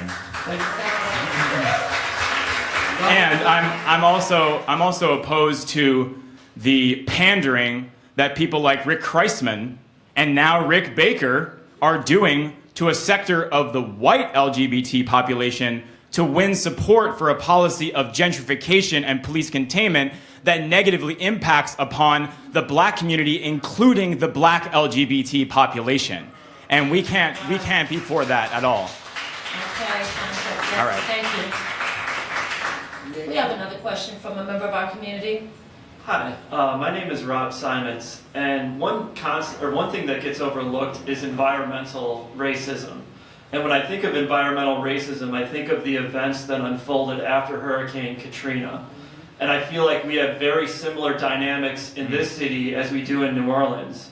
And on top of that, global average temperatures are right now 1.5 degrees Celsius above what they were from 1750. And many scientists believe that another 0.5 degrees Celsius rise in temperature would be a collapse in this society. And it's the black community that's bearing the brunt of all this. So I wonder, what would you all do to combat this? Jesse, I'm going to give you an opportunity to speak to that first. I really appreciate that question. And if you look at what happened last summer with the leaking of over 256 million gallons of raw, untreated sewage, first into the black community in Gulfport of Clam Bayou, then into the Tampa Bay and Pinellas County at large, you were looking not just at some kind of environmental catastrophe, you were looking at a crime. You were looking at a crime against the people of this city. And I firmly believe someone should go to jail for what happened last summer. I firmly believe that. And when I am elected, I will reopen a criminal investigation into the Kreisman administration so we can hold those people accountable for the crime they committed, not just against the environment, but against the people of this city. And I also call for workers' councils within Water Resources, because the genius and power to run that department so those kinds of things don't happen is not in the mayor's office, it's in the workers. So I call for workers' power and looking into reopening the Albert Whitted sewage plant, which Kreisman shut down, even though he knew it was going to be a disaster to do that because he wanted to put a tilapia farm there. All right, thank you. Mama T, you have an opportunity to answer that question. I've learned over the years that if it was raining brains, some people just wouldn't get wet. It was a travesty, but what upset me, if you study the backup material, what they use the facility for once they shut it down. They didn't use it to put sewer. They used it for the, you know, the bowels and everything else. So they had to go through a real process. The problem that I have with the whole scenario is they had a discussion, if you do your research on the sewer system, when Bill Foster took over after Baker left, a study and everything was done at that time that gave them the antenna, the wake-up call, that something needed to be done, but they didn't do it. But I just love the way God do it. He brought it from Gulfport, then brought it over to the Pink Street in that area and brought it on in order for now they want to address it. But then the concern I have is the guy that they got there. He don't know. He don't know. Y'all have to talk about me one day. I can tell you the whole story. Come by my house. I can show you the information. I appreciate that. We have another question. I feel like I'm at City Hall again. From a member? This dog ain't nothing. My question. I've been here since the beginning, and I've been hearing you guys throw around this word reparation. I understand. You know what I'm saying? You come to the black community, you think black people want to hear something about reparation. Somehow they're going to get some money out of all of the mistreatment that's happened over the previous years. My question to you is, how are you going to be able to talk about reparation when you got European claiming sub-Saharan Northern Africa, as they are now claiming that they are also African now? So how are you going to suppose to allocate reparation when everybody now is getting on the board? Okay. Everybody getting on the board now claiming they're African. So how are you going to be able to give black people, because I know some of you black people don't think you're African, but when the money comes, you're going to be African, you're going to be black. But my question is, how are you supposed to pass out this money that you know you're not going to get, but it sounds good? But how are you supposed to pass out this money when you got Europeans now are claiming to be Africans as well? We need to give the candidates an opportunity to answer the question. Oh, this is a good one. Jesse, how do you propose to hand out our reparations to get it to us? Well, I mean, white people with dreadlocks are not owed reparations.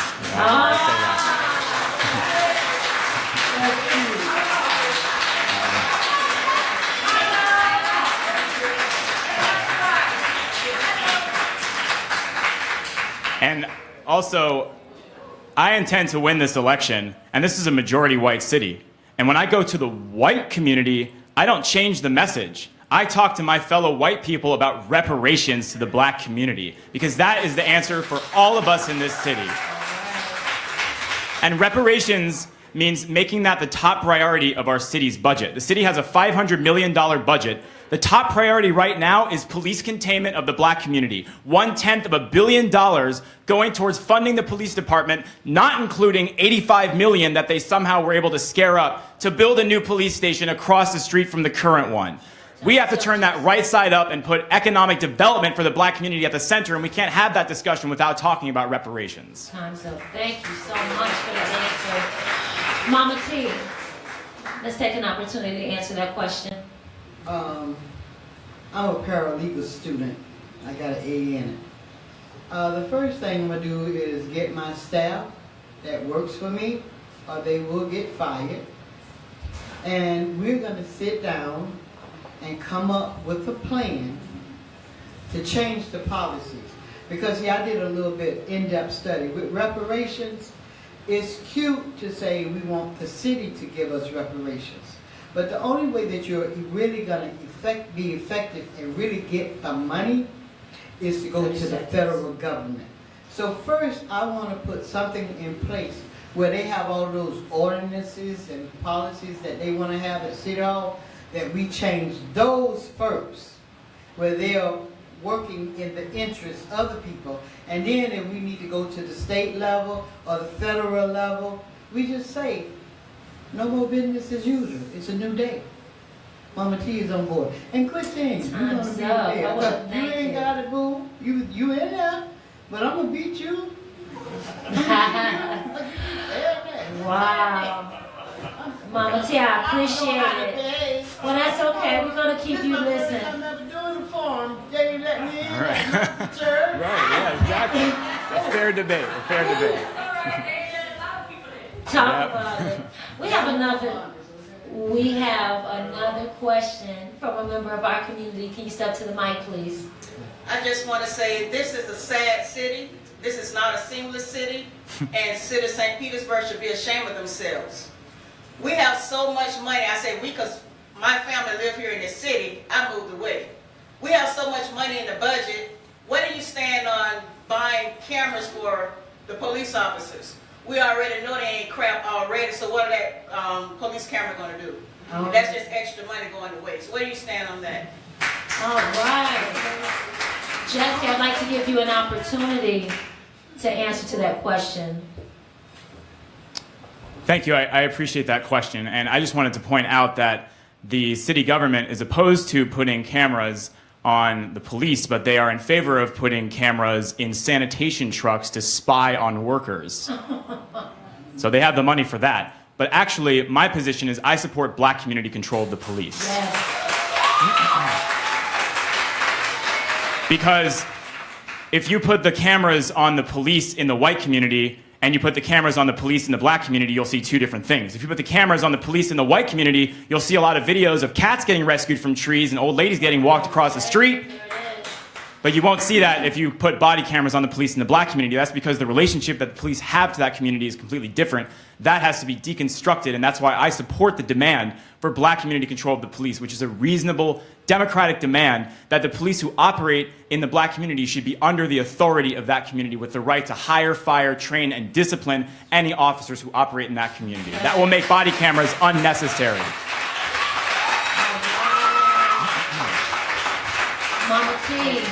Mama T, you have an opportunity to answer that question, please. Okay, I'm not down with the cameras because I think it's a waste of money, and I think that they need to repair the breach and fix the basics, the first things first. But he said something that I just got to speak to, and I just got to keep it real. I've been hearing for years about black containment. We take care and police our own. I told Brother John earlier, I don't want to be called Mama T anymore, and I don't care nothing about your sign right now. I want to be called the woman in the mill, because this is not a seamless city. I got in this because I love white people, I love black people, I love Asians, I love people. My heart is to bring this city together, where we work together as one. But I just got to keep it real. My own people, they have never let me down. I have best my bottom to defend and Time's be there. up, Mama T. Oh, I'm so sorry. That wasn't me. Yes, ma'am. No offense, baby. None at all. I can't have a noose around my neck. I'm going to be quiet for you. I'm launching into the deep. Yes, you are. It wasn't easy. It's bad enough yes, ma'am. that I done bust my behind yes. to have Bike to School Festival, Law Fest, feed people, help people, love people, being attacked. If I love y'all, I'm wrong. Oh, wow. If I love the other people, I'm wrong. I ain't got time for that. I'm about making an effective change in my city where I done lived all my life. The police ain't right, but I will say this. The only thing Christman did right, he brought Holloway. Holloway ain't nothing like the rest of them we had. Baker get it, as sure as hell, he gonna bring Goliath back. I'm sorry, I ain't down with that dog. You done had your chance. It's time for a new day. I'm sick of getting up and getting calls 2, 1 o'clock in the morning to go stand out there and watch the yellow ropes where we done killed one another. I want to talk about that. I don't like when they killed Tyrone. I was coming up that street 3 days before my birthday. Rocks was coming at me, and I'm a black woman. I'm trying to figure out what the hell going on. I've been into this. I ain't new to this. This book here, O'Malley in here.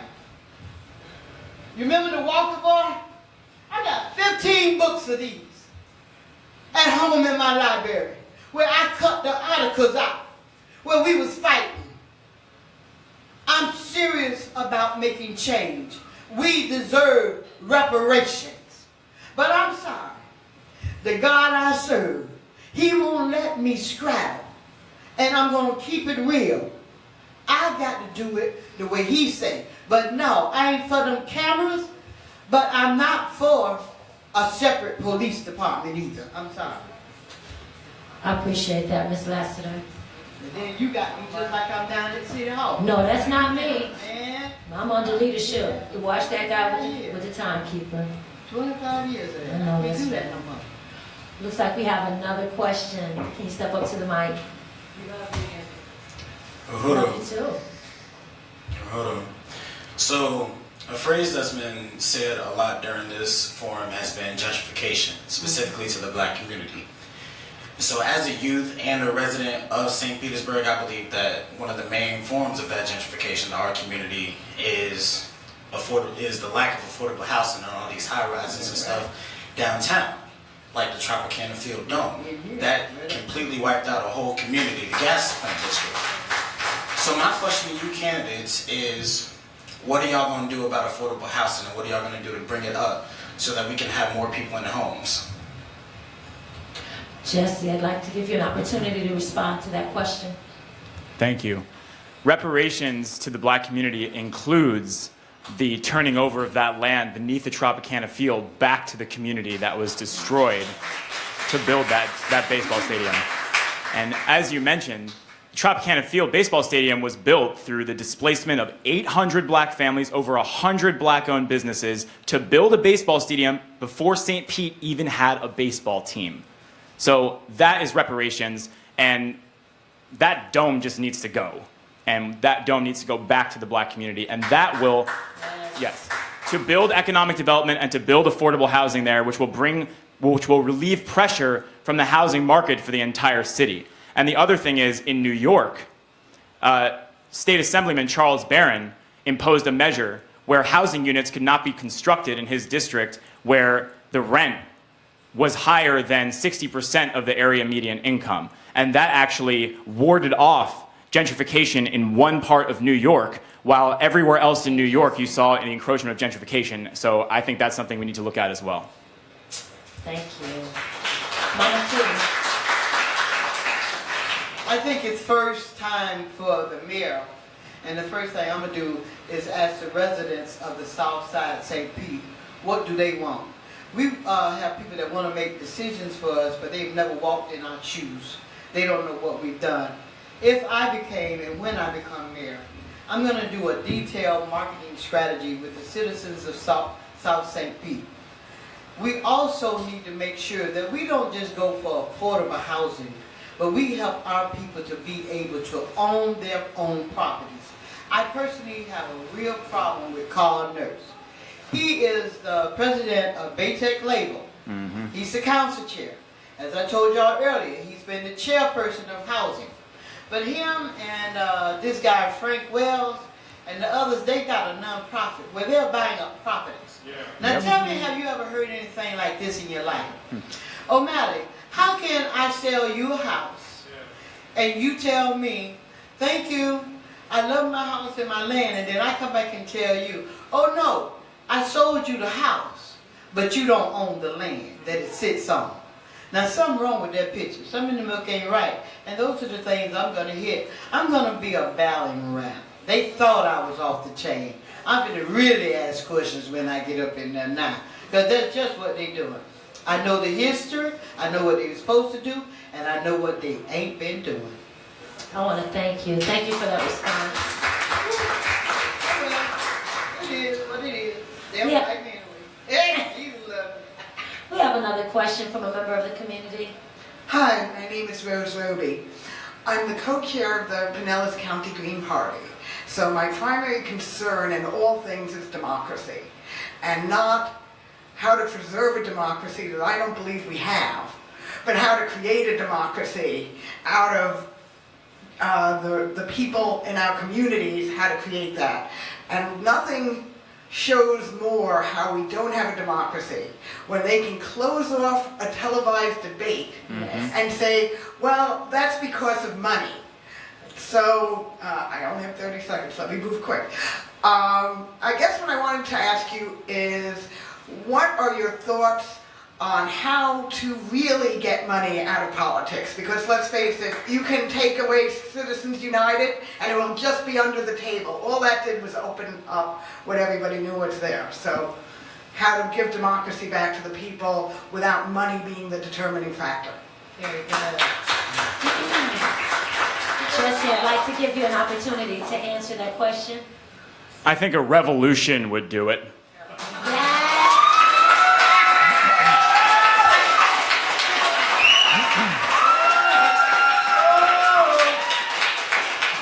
And I'm serious, because I really don't think there's some law that can be passed. I mean, City Council just passed some kind of phony ordinance banning big money from local elections that was sponsored by Rick Kreisman, who has over $500,000 of big money in his back pocket right now. So I really think a total transformation of the entire way that city government operates through the people coming to power is what will change the influence of big money over local politics.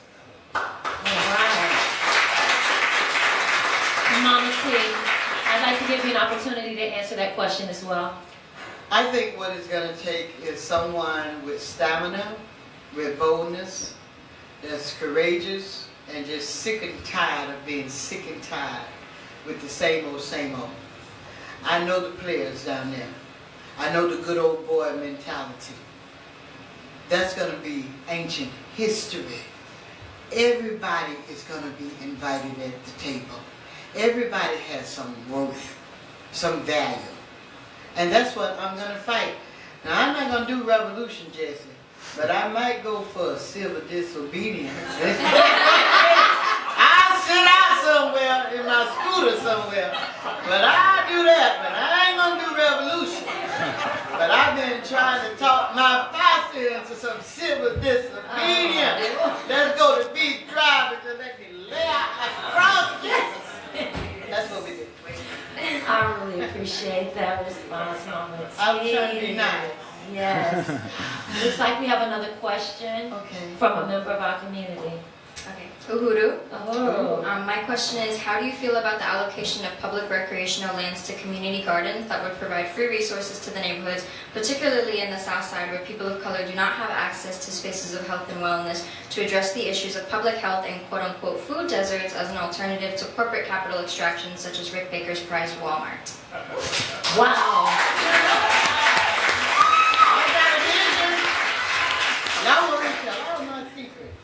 Oh, wow, Jesse, I would like to give you an opportunity to answer that, but before I do, comrade, you're reading my mind, and I'm going to still ask my question. Jesse, it's your opportunity. I mean, I think if you take the question mark off the question, you probably have the answer to it. I really appreciate that question, and I think that genuine community gardens that are actually based in the community, that can provide sustainability and the ability of the people to grow their own food and have their own economic development and marketplaces is what is needed and is what the city needs to support. And under the current system, something as innocent as gardening has been turned into a sinister mechanism to facilitate gentrification. Yes. You have the Bartlett Park Garden that was part of Baker's plan that you just mentioned to gentrify the South Side. They created a community garden where in order to sign up for that garden, you had to also agree to be part of Neighborhood Crime Watch, aka George Zimmerman of St. Petersburg. So, yes, thank you. Good. I'm laughing because I'm going back down memory lane. It's jacked up. I had asked them, I think it was in 2001, the city has so much vacant land. I think that they should assign lots where people can grow vegetables. Also, I had one before they put this Family Dollar, Dollar Tree, whatever that is up there. I wanted that to be a market where every day small businesses that couldn't afford to have their own place, they could be doing businesses right up there. I had a design for it and all, but they blew me off. I have a whole lot of plans that I want to make my community look like I think it should be. That's going to benefit everyday people, not just the rich and the famous and the ones that sell us out for 30 pieces of something. I appreciate that response, Mama T. If it's okay, well, let me wait. Well, I want to ride on that food train, but I think that I want to ask this community member, what is your question? My question is pretty basic. I've pretty much done an analysis and you two are running neck and neck. So I just have a basic question for each one of you on the other end of the spectrum. Ms. Lassiter and Mr. Nevel. Ms. Lassiter, I respect you as my elder and a community worker for many years, but I have the question, why would I think that if you've worked in the community for all this time and you go to City Hall, you won't get run over?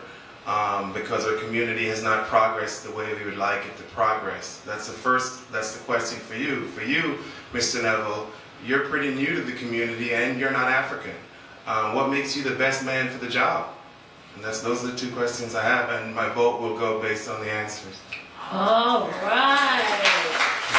Okay, this is fair. Mr. Nevel, I'm going to give you an opportunity now to answer that. You want to give it to Mama T. Mama T, let me give you an opportunity to answer that question. Stand up on it. Yes.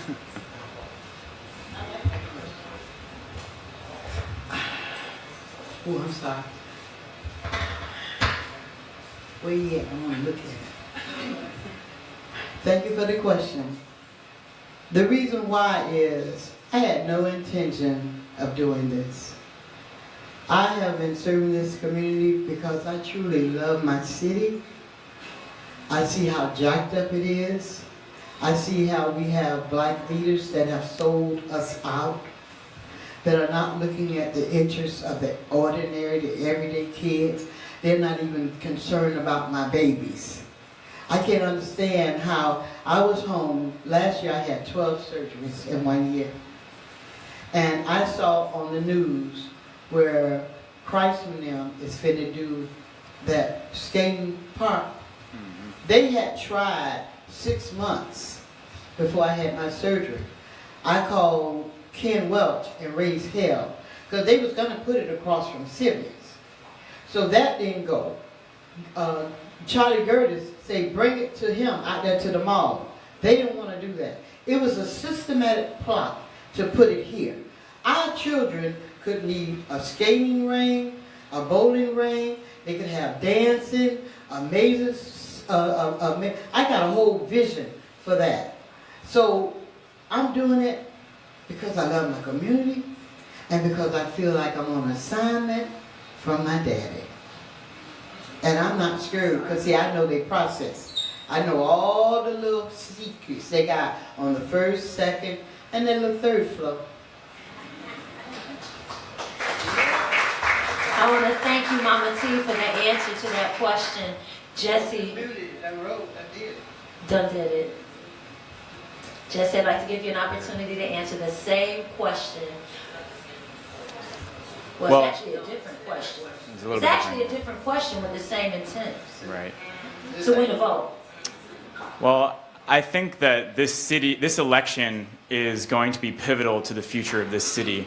And I think that all of us who are voting should really look at the platforms of the candidates who are running. And in the mayor's race, I'm the only candidate with a platform that calls for uniting the city through reparations, economic development, and justice for the black community. And I firmly believe that that is what is necessary to move this entire city forward, and that should be the top priority of every single person in this city.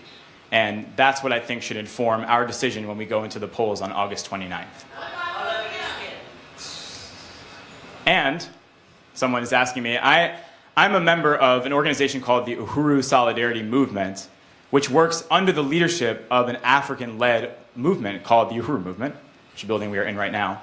And my job in that organization for almost a decade has been to go into my community and raise the question of reparations to the black community and to raise resources,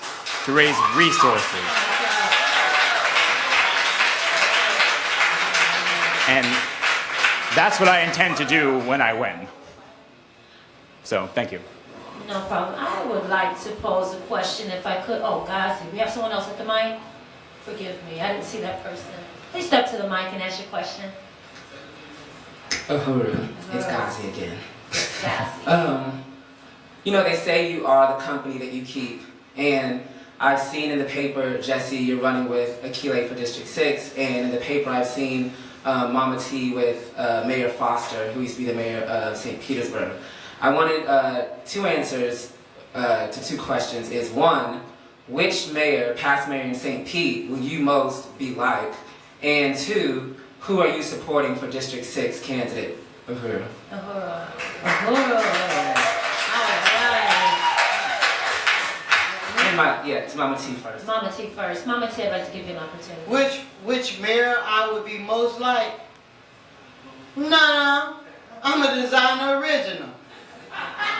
They learn from me. Let me help you out. Foster, my brother, he my dog. That's my brother. But I helped him get in. I gave him that 40 plan he came up with. Them ideas was mine. Because I put him in my car and I made him ride in the trenches. I took him in the dope holes and everywhere. Baker, he was sitting up there at city council looking all prim and proper, and I busted up in there after having double surgery to let him know that Arians was finna sell the old St. Pete College. And he didn't know, he didn't believe me. He looked at Tish Elson, looked at stupid. Tish looked at Goat. Goat went out and made a phone call, found out I was telling the truth. Then I did what I do. And that new college, I told Bill Law to do that. I'm a designer's original. I'm like nothing of them. There's a candidate question for District 6. Exactly. So the second part of that question was I haven't decided. I'm still at a toss-up. I told baby girl, you know, I can't pronounce it. I hear her. I like her. And I'm just keep it real. Y'all may not like her. Y'all, you asked her, so you don't let me walk through the door. Thursday night, she was elegant. That was my first time hearing her. And I was listening to her. But because I know how to work both sides of the fence, I understand the Uhuru movement. I understand how y'all roll. But what y'all did was, even though she was trying to convey, there were some people that was listening to her, but she lost them because you all went y'all way, even though Trevor and Williams asked y'all to tone down. But people don't understand that because you all are used to marching and outside, y'all got that strong voice, y'all got that demeanor. But what it did, it took away where people that maybe didn't know her, but was listening to her, wanted to hear what she said, they stopped seeing her as her own person, and just saw her as her group. So because of that, and then Maria, I'm not down with everything Maria do. I done heard about Corey. 1, 2, 3. Them other ones that they had up there, I'm not for because I know that little white lady, Carl Nurse, trying to put her up. Yeah. And I don't care if you don't been a part of the Sierra Club. If you ain't been out here in the trenches with me in the last 25 years doing something, as far as I'm concerned, you have done nothing. Get back on the porch because you ain't a big dog. Uh-oh. Hey. But I can't tell you who I'm going with yet. Because I don't know. Between? Huh? Who's it between? It's between Maria, Corey, because I want to know, I'm having a hard time. Did Corey do that? I don't want to believe that he did that, or that he would be that stupid to do that. And then, baby girl, and then Maria. So I got to pray about it and think about it and listen a couple more times. I ain't heard him but, what, 1 form? Give me another one. I'm old. Jesse, I would like to give you an opportunity to respond to that question, if you would. Which man you gonna be like? Let me see if I can. Let me choose this. as far as previous mayors, I would rather eat glass than be anything like any of them.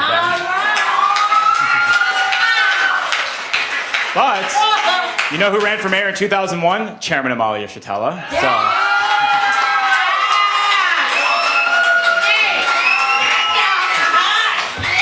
So if I had to choose, if I really had to choose.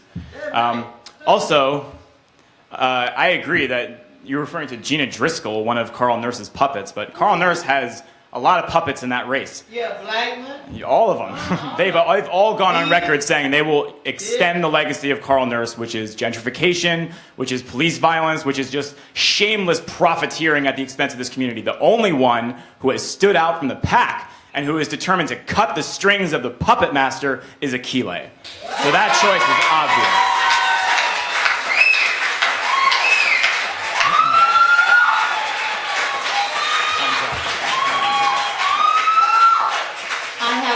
I have another question from a member of our community.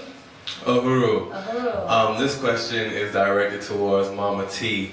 I think we all have the understanding here that you are called by God, you know, to pursue the position of mayor for the city of St. Petersburg. It is public knowledge that this year alone, 14 same-gender, loving, and transgender and non-conforming Africans have been murdered this year. And, you know, we can have our own opinions about how someone leads their lives, but my question is to you, how would you address, you know, if given the position of mayor, the unemployment rates of, you know, trans African people and non-gender conforming African people? No different than I would anyone else.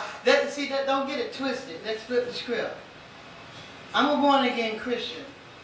But 1 Corinthians 13:13 say the greatest of these, hope, faith, charity. Charity is love. I, number one, am not my own. I wish I could be my own. I belong to God. And no offense, I belong to this community for 25 years. Okay? So if a transgender, a homosexual person, we can communicate. Me and Steve Cornell, we talk, we get along. Amy Foster, we get along. If they doing something that I agree with, sometimes they text me and say, Mom T, you need to come down here. You know, you understand? We keep it real. Because I don't agree what you do in your bedroom or who you choose your partner to be. That don't mean I don't love you. That don't mean I ain't gonna help you. I do. But then the thing is, what I was pissed off with is the way Cornell and his friend could just walk up the steps, how they could have the election, and they put Don and Rice, useless, ineffective self up there, along with Amy, and they stood up on city council and on the steps like they own everything. And no offense, here I have bust my behind to the point that I almost died, and they ain't did half of what I have done for this community. That's what pissed me off, and that's what made me shut it down. Because how is it that in 1996, me and O'Malley and them was down there with David Welch and Fiddle and them asking for 16th Street to be done, 9th Street to be done, 22nd Street done. What has been done? Nothing. I don't even have a building. I can have events in the city building, the Law Fest, the Back to School Festival. But I need a place where I can be there 9 o'clock in the morning and I can get these mothers in the house, in there with me. And I can let them know how you be a mother and how you take care of your children and do what you do.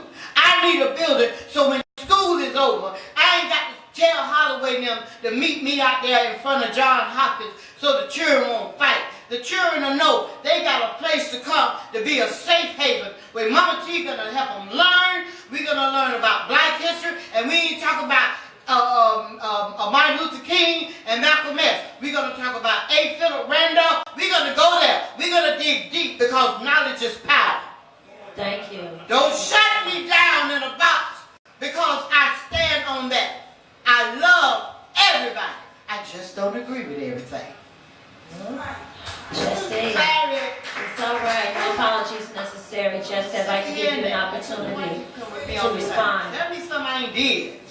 I done paid rent. I done moved people. I done paid light bills. I sit up there and wonder, let me tell you something. Hold up a minute and let me through. Okay. I'm 100% disabled. I have had people attack me because I'm radical and outspoken. So they have put that I'm with y'all, that y'all paying me. They say the city paying me. They say Bill Foster paid me. Bill, I love my brother, but that's the stingiest man in the world. He ain't gonna do nothing. What's the stingiest what? White man in the world. I love him, but that's him. But the thing is, God told me, if I be about his business, he'll be about mine. I have managed to take care of me and my daughter and my 3 grandchildren, 2 different houses, because she can't live with me. I can't, Stay there with your mama, stay there with your mama, y'all stay together. But the thing is, I love people. I see needs. And people know that if they come to me, what I did is between me and them. The Lord has given me favor to do what I'm doing. I know I won't always get it right, but I don't have time. But I need people like y'all that maybe even though we don't agree with everything, this is the first time y'all ever invited me. Girl, everybody invited to the Uhuru house. You understand, baby girl? I don't go nowhere. I ain't invited. I tried that long time ago when I got into these arenas. And no offense, the vanilla people shut me down, tried to put me in my place, made me feel so bad, and that's when I decided, never again. That's why all my events, they say I try to show out. No, I don't. I just want to serve my community with the same love that I see when I go north to their nice events. Why am I going to give y'all cookies and punch if I can feed you chicken, yellow rice, black beans, turkey, whatever the deal is? I believe in loving people. I'm serious. I'm not in it for me. My money, if I get paid, I ain't giving it away, but I'm going to darn sure buy me a house. By now, I should have me a house, man. The city, 25 years of making them look good, they should be able to give me a house. I should have a place like this to do programs out of, to get them children off the street. Right. Do conflict resolution. Reparations. Well, you get the reparations and give it to me then. I've been waiting on you to get it. Give it to me. Jesse gonna get them. He done went too late. You ain't done. I'm getting it from myself. But then I can order how I write that shit. They make out the Teresa Less. Jesse, can I give you an opportunity? That's all right. I want to give you an opportunity to answer that question. What was the question? Oh, boy. Well, you know what? How about all I can say is, okay. Well, I just want to say, I want to reiterate that I think reparations are owed to all black people in the city of St. Petersburg, including Mama T. Lassiter. Yes. I mean that. All right. And also, just about Bill Foster, I just really want to set the record straight about this guy because, Bill Foster, he's he came between Baker and Kreisman. And during Bill Foster's term, Bill Foster was an ideological white nationalist. Like, he was committed to his white nationalism. And in 2011, after the St. Pete police and sheriff's deputies and federal marshals encircled a black man named Hydra Lacey in his house, okay? They handcuffed him, and while he was handcuffed, they tased him. So they have him on his belly, handcuffed, and the police tase him, which is torture, okay? And according to their story, somehow he managed to get hold of one of their guns and shoot them, which sounds like self-defense to me. But we don't even know if that's the truth. They might have shot each other. You know why we don't know? Because Bill Foster had the house demolished.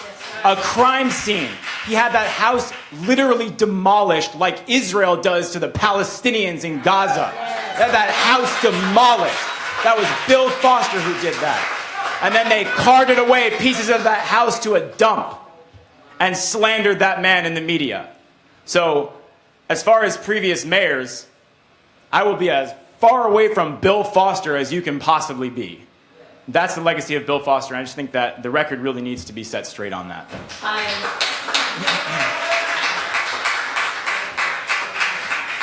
appreciate it. If I could, I want to definitely thank both of our mayoral candidates. We're going to allow you both 2 minutes for closing statements. If you would allow me one question, though, or for both of you. I am married to a resident of St. Petersburg, Florida, who has a father that has lived here all of his life. And I'm very concerned about the plight of our elders in our community, and especially as it relates to the food desert, as we call it. Because where my in-laws sit, for example, my father-in-law lives in the same house he was born in. So he didn't go to the hospital, he was born in that house. He still lives in that house. So he saw the pavement come up on 12th. He saw the organization of Jordan Park and Wildwood. So what my question to you is, how can we serve those residents who didn't make the news? How can we serve those best in the city of St. Petersburg? You can go ahead. Okay, give you a part of my little plan. I feel the elderly have been overlooked to the extent that some of them have to decide between food and medicine. I think that is ridiculous. I have a plan where we're going to actually find out where all of the residents that are elderly live, and we are going to go to them, and I want to talk to them and ask them what they need. Because I've been out here doing what I've been doing, I know what a lot of them are going to say already. But I want to develop a plan with these nonprofits that's supposed to be benefiting the elderly, where they come to the table and they actually help to devise a plan where we meet the needs, where their life will be comfortable. If those nonprofits don't, when they come down there for the social services and the CDBG money, as mayor, I'm going to try to beat it into council that we need to shut them down. If you getting money and it's supposed to be serving these black people in this South Side community and you doing it, you do not deserve to have it. Enough of paying for them buildings and them salaries. And I mean, there's one when they got rid of at the Y, they was paying his car payment. He was driving a Mercedes, man. The devil is a lie. I'm sorry. Oh, thank you, Mama T. I got a plan. All right. Yeah, it's going to be aggressive, and a lot of them ain't going to like it. And then a lot of our wannabes going to be out of a job, because I'm sick of them. If God put you in a position to make a difference, get paid and make a difference. But quit selling your people out for 30 pieces of silver. Thank you. Thank you so much, Jesse. I'd like to give you an opportunity, and for all of us here, we're going to give our candidates 2 minutes for a closing statement. Jesse, would you like to respond or start on your closing statement? Well, the question was about the elderly. It was. It was really about how we're going to uplift and to fortify the lives of our reparations. Thank you. All right. Reparation man, Yes. Reparations man, yes. Number one, reparations. I think affordable housing, there is no affordable housing for elderly, for senior citizens in this city. I think that's a huge problem that we have to deal with. And there's also a horrible public transportation system, which negatively impacts upon both the senior citizens and the disabled. And that is something that needs to be dealt with. We need to build a real people's public transportation system that meets the needs of the people of this city. And also, if you look at the history of St. Petersburg, some of you might have seen this movie called Cocoon. No? Okay. They used to call St. Pete God's waiting room because it was a place where the elderly from my community, old white people, would come basically to wait it out for the the final moments. And of course, the whole tourist industry, or the whole nursing home industry, was built through the exploitation of black labor. That, you know, exploited black workers were forced to change the bedpans and tend to my grandmother and my great-grandmother. And I think my community has to take responsibility for that. And that's why reparations is the answer to this question, just like any other question, because through reparations, through ending that divide, where even you talk about elderly, but there's no elderly in general, and we could create a situation where the elderly in my community could benefit at the expense of the entire black community, and that's not going to result in progress for this city. That's why reparations to the black community is the answer to every problem that we face in this city. Thank you. Every, which is our candidate, has 2 minutes for a closing statement. Mama T, can I offer you your 2 minutes? Thank you. We have a timekeeper.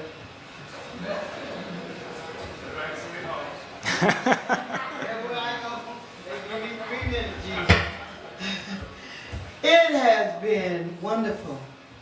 I'm just here to serve, and I just want to do it in a different way. I'm tired of being around the table.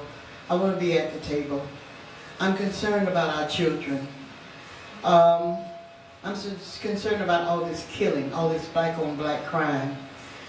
I'm concerned about the powers that be that want to make decisions for people, and they don't even ask y'all. See, I'm going to ask y'all. I'm not just going to put stuff up and take it to council. Ask people what they want. Ask them what they need.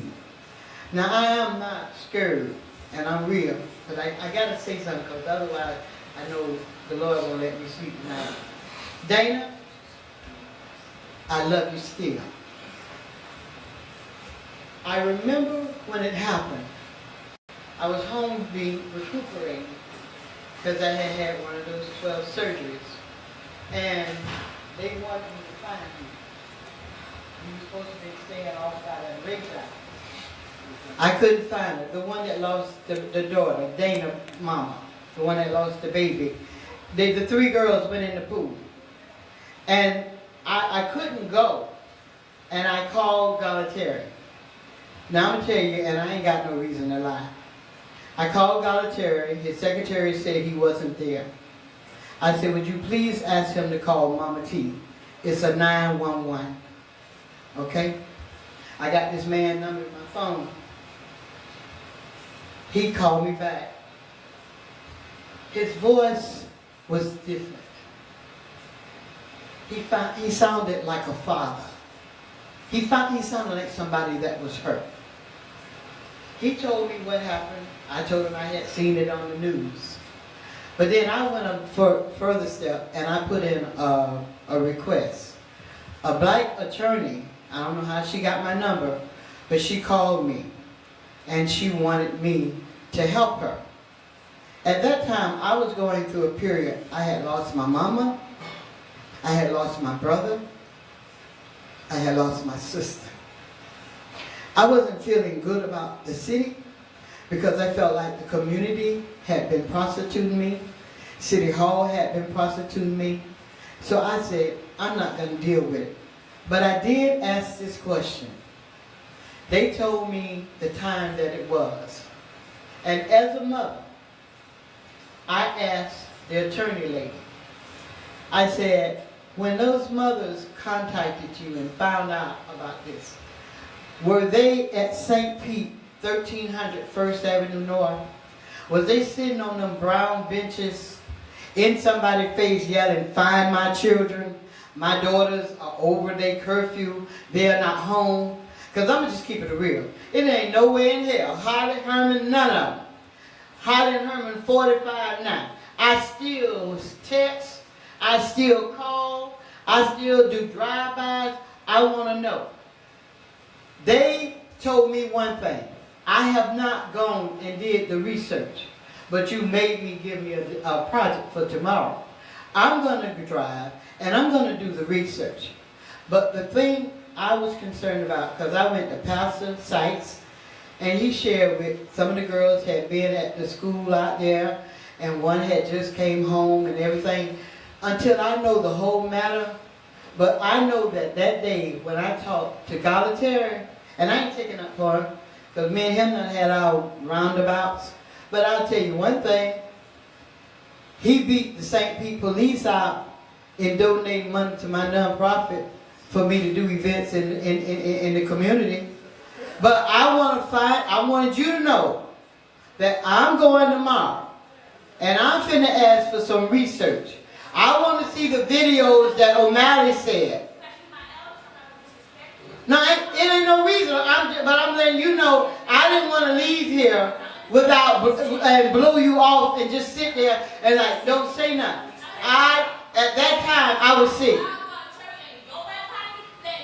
He's not in my back pocket, baby. Trust me. No.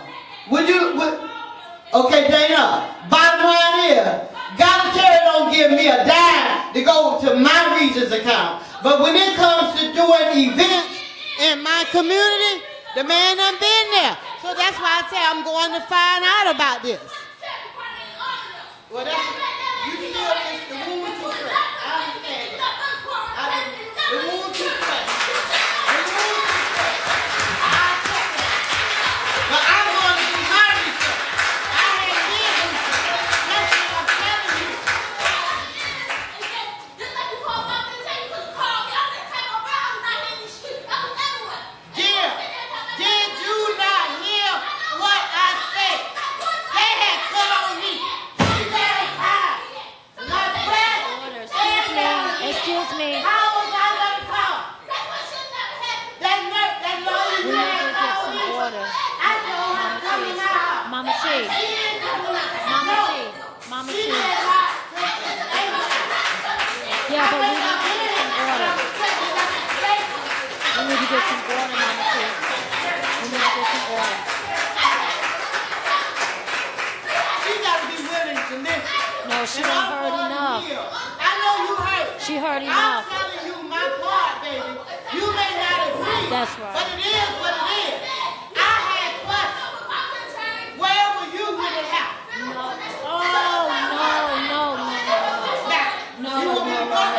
Hold on, 1 second. Excuse me. You yelling at me and I'm telling you I'm going to find out in the morning.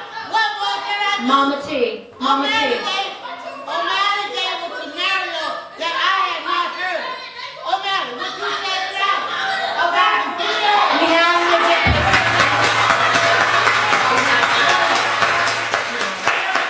Hold on,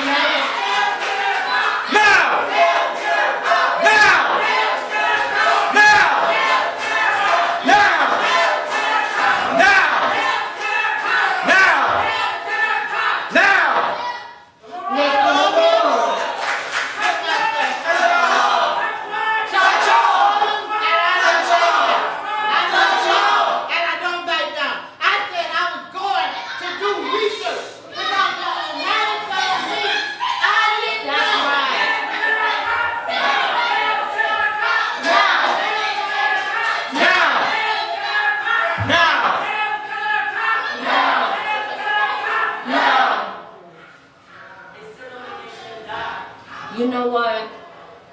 I want to thank you so much for your time and your energy for this very telling forum. This was our mayoral candidate, and we just want to thank you. Do I get close? Chairman Mali should tell us coming to the mic.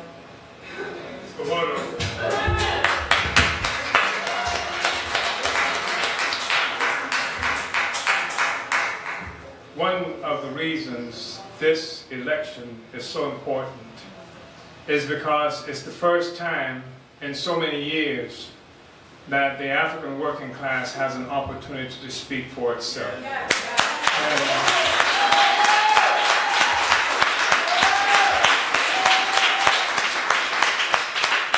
This is extraordinarily unusual. There has been a certain decorum that has been associated with elections because generally speaking, the ones who participate in elections running for office come from a certain class, a social class, the petty bourgeoisie, what have you, that though black, do not often experience the direct consequences of the relationship that black people, workers, and poor people have with this system. And for some people, I find this most often with white people who say, well, show me the evidence, especially when you say something about black people and what the system has done to black people. Show me the evidence. They say you have to show white people the evidence, but that's not true. That's a lie. I mean, because you don't need any evidence to say that black people are criminals. That's a general thing that's accepted to say that somebody say, well, black people committed the crime, they are the criminals, etc. You don't need any evidence. You don't need any data. We live in a country where the poorest people who live in this country are people who were slaves and people who were the traditional inhabitants of this land that they call Indians. They are on reservations. Where Mexicans are poor, who lost half of Mexico as a consequence of a war that this country made against them. So the whole issue of illegal immigrants and what have you, this is a determination that's made by somebody who decided what was illegal and what wasn't illegal. Somebody who came from afar, took somebody's land, and damn near annihilated most of the people, and then enslaved African people. And this is the stuff that most of us have been trying to dig out from under, but it doesn't get talked about in campaigns. You don't hear this being talked about in any elections. People act like reparations are such a mysterious thing. When you got a Holocaust museum right there on 5th Street, right across from the City Hall. And I see people sitting here, and a brother there asked, well, you know, what about reparations? Well, you should be at the Holocaust Museum screaming at these Jews who go in there who never had genocide committed against them. Here, it was black people who experienced genocide then and continue to experience it now. And listen. So if you can be in St. Petersburg, Florida, and you can read about or see on television a 12-year-old black child named Tamir Rice, who's in a playground with a play gun, and a cop comes up and shoots him within 2 seconds of arrival. If you can see a black man choked to death, videoed choked to death on Long Island for selling a cigarette, they say, a loose cigarette. If you can see 7-year-old Ayana, what was her last name? Jones, who is shot in her bed by the police department. If you can see all of this stuff happening, Mike Brown gunned down in Ferguson, it seems to me that if you see this history and you know that it's happening, that the evidence of history and everything that exists in the society today supports the claim that the police killed them. If you see Tyrone Lewis, who they murdered right down the street from here, they murdered Tyrone. Listen. And what did they say? First of all, they said he was in a stolen car, which was a lie. And they said they had crack cocaine in the car. They said that they stopped the car, and they don't give an explanation of why they stopped the car. They said they were standing, this is James Knight, testified that I was standing in front of the car, and he tried to run me over, and he hit me with the car. And I went over the hood of the car. This is what he said. And the Times, which was then the St. Petersburg Times, went along and repeated that lie. They knew it was a lie. And on the year anniversary, the first anniversary of his murder, the Times comes out with an article that says what? That says that, first of all, Knight had on short pants. And that the police themselves took a picture of his legs, and it was clear that he had not been hit by a car. Second thing they said was, this is the Times. They said that he claimed he was knocked on the hood of the car, and his fingerprints were just on the front of the car, that he was not knocked on the hood of the car. But 18-year-old Tyrone Lewis still got baby fat in his face, is dead. And this happens to us every day, and I don't need that.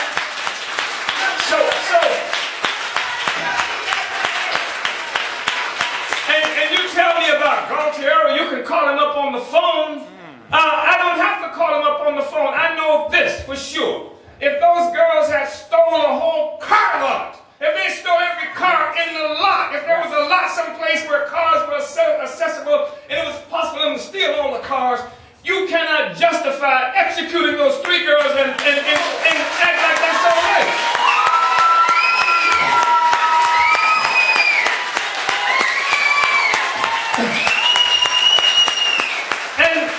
And black people cannot find that explanation acceptable. They said they killed the one guy in Long Island because he was selling loose cigarettes. He did break the law, you know. He was selling a cigarette. He's dead. And they treat African people a certain way. They create conditions where you cannot work, you cannot make a living, where they show you wealth all over the city. Your children want to have the same thing that white children have. Why shouldn't they have it? Their parents work. Why shouldn't they have it?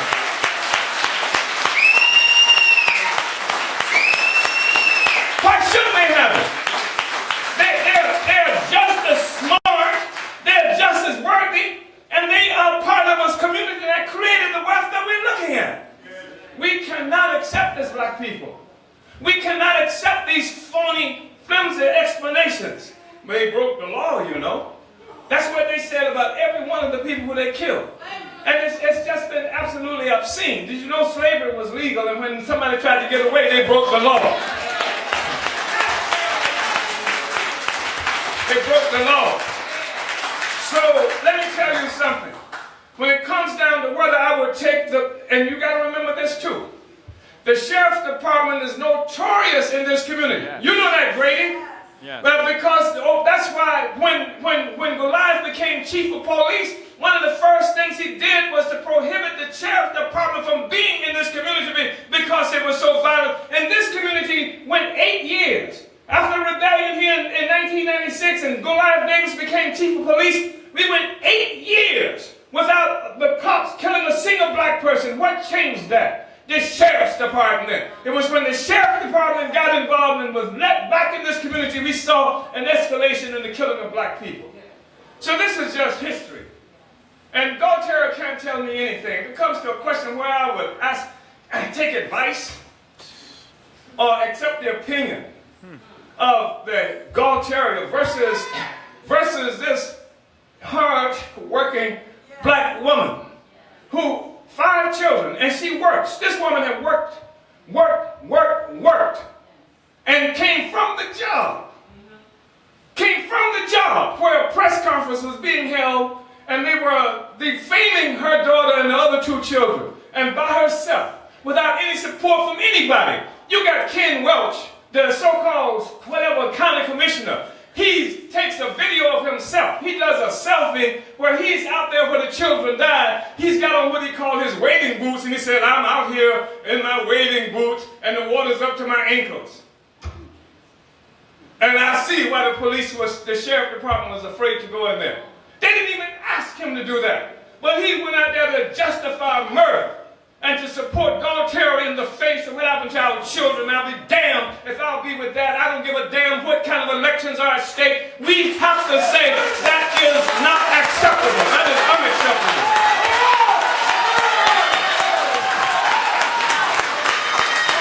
History speaks for itself.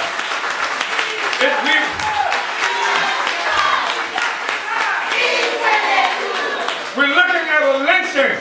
In 2017, we should say that lynchings are unacceptable, and you can't tell me you're going to kill 2 15-year-old girls and a 16-year-old girl because the mama didn't know where they were. Yes. What the hell is that? Yes. The mama didn't know where they were. Yeah.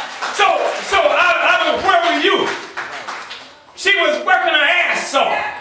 And the thing that I find so offensive is these big shot, educated, powerful Negroes who should be looking out for our children are looking out for the sheriff's department instead. That's the problem I got.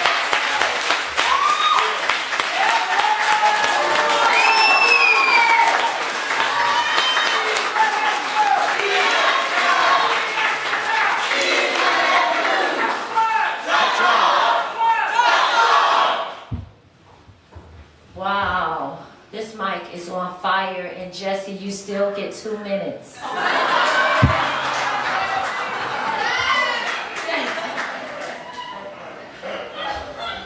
The St. Pete mayor's race.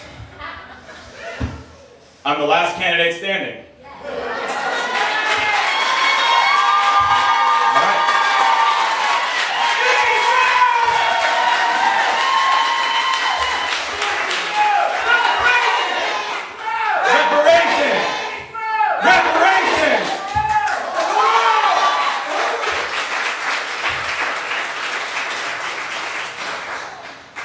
I just want to appreciate this forum that happened tonight.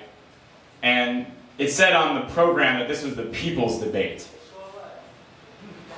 And you notice that we didn't talk about the pier.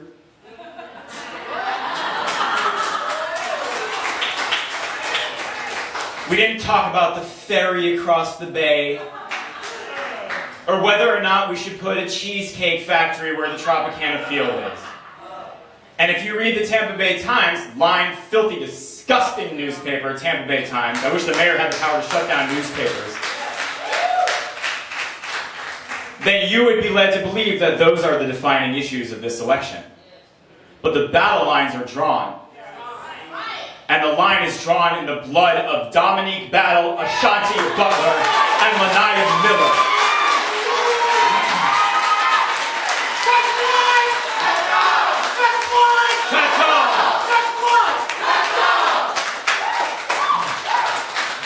And the chairman said it as explicitly as it can be said. That was a lynching. That was a modern day lynching. And if you look at the history of the relationship of the city government to the black community of this city, it is one uninterrupted series of lynchings. Let's go back to 1914, right where the Tropicana field is located now. John Evans, a black man who was accused, falsely, although I don't really care, of killing a white real estate developer, okay, was put in prison, and a white lynch mob of 1,500 white men, women, and children broke open the prison and dragged him to a light post near where the Tropicana field now sits and hanged him high. And as he struggled in his dying moments, a white woman drove by and pulled out a gun and shot him, and then hundreds of people in the crowd, including children, took out their guns and riddled his body with hundreds of bullets. And you know who was in that crowd? William Straub, who has a damn park named after him in St. Petersburg. And you know who was in that crowd? Nelson Pointer, the founder of the filthy Tampa Bay Times, was in that crowd. So, the Tampa Bay Times owes reparations. And then you look at everything that's happened since. 1996, the murder of Tyrone Lewis. You look at Javon Dawson, Markel McCullough, Jarrell Walker, all murdered under the reign of Rick Baker. That 8-year span where not a single black person was murdered in this city ended with Rick Baker.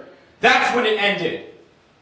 So they refused to have this candidate on stage with the person who presided over the murder of Javon Dawson, Markel McCullough, and Jarrell Walker, next to the person, that's Rick 1, next to the person, Rick 2, who presided over the murders of Alton Witchard, Dominique Battle, Ashaunti Butler, and Laniya Miller.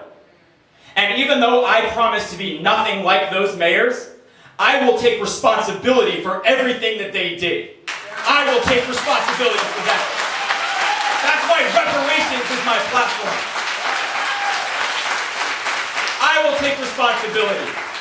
And I don't care if it's the sheriff's department. I will not abdicate responsibility to the sheriff's department. Anything that happens in this city, I will take responsibility for. I don't care if it's the sheriff's department, not in the city of St. Petersburg. Not in St. Petersburg.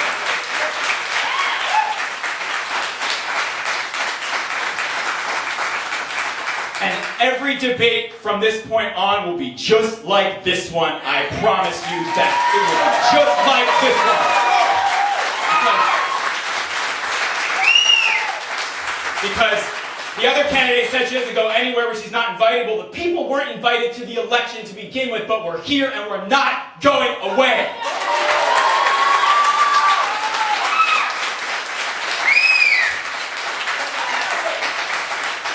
And we're gonna win.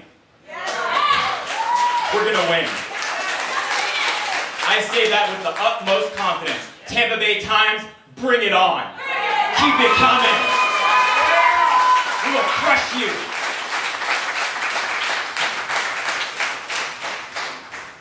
So we have to move the city forward, and reparations and economic development for the black community in the center of our agenda is the only way to do that.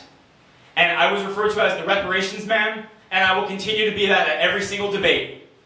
And there will not be a single debate that goes by where the murder of Dominique Battle, Ashaunti Butler, and Laniya Miller is not the defining question.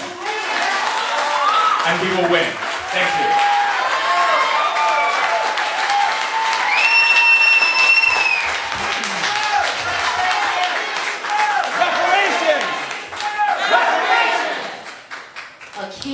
Akile, can I offer you your 2 minutes? Because I really appreciate this. Listen, you can have Mama T's 2 minutes. Uhuru. Well, I want to say that it's been a very electrifying forum, and just want to unite with everything that Jesse said and unite with the cry of the people, and that this is why we are doing what we are doing, and that the line has been drawn tonight. It is very clear who is on the right side of the question, who is on the side of the people, and who works for who. And that we are the people's candidates. We are your candidates. We are your voice. This is the fight.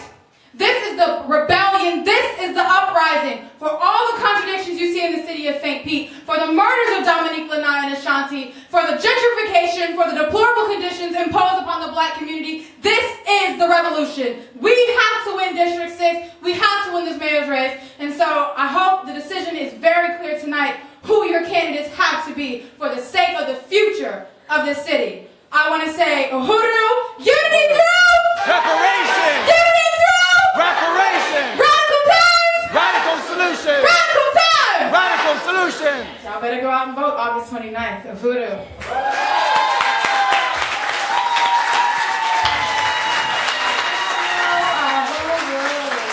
I want to really appreciate Jesse as well as Akile. I want to definitely give my appreciation to Chairman. Your words were not only well said, but well received. Now I would like to bring up Hakima to give and lead the announcements. Thank you.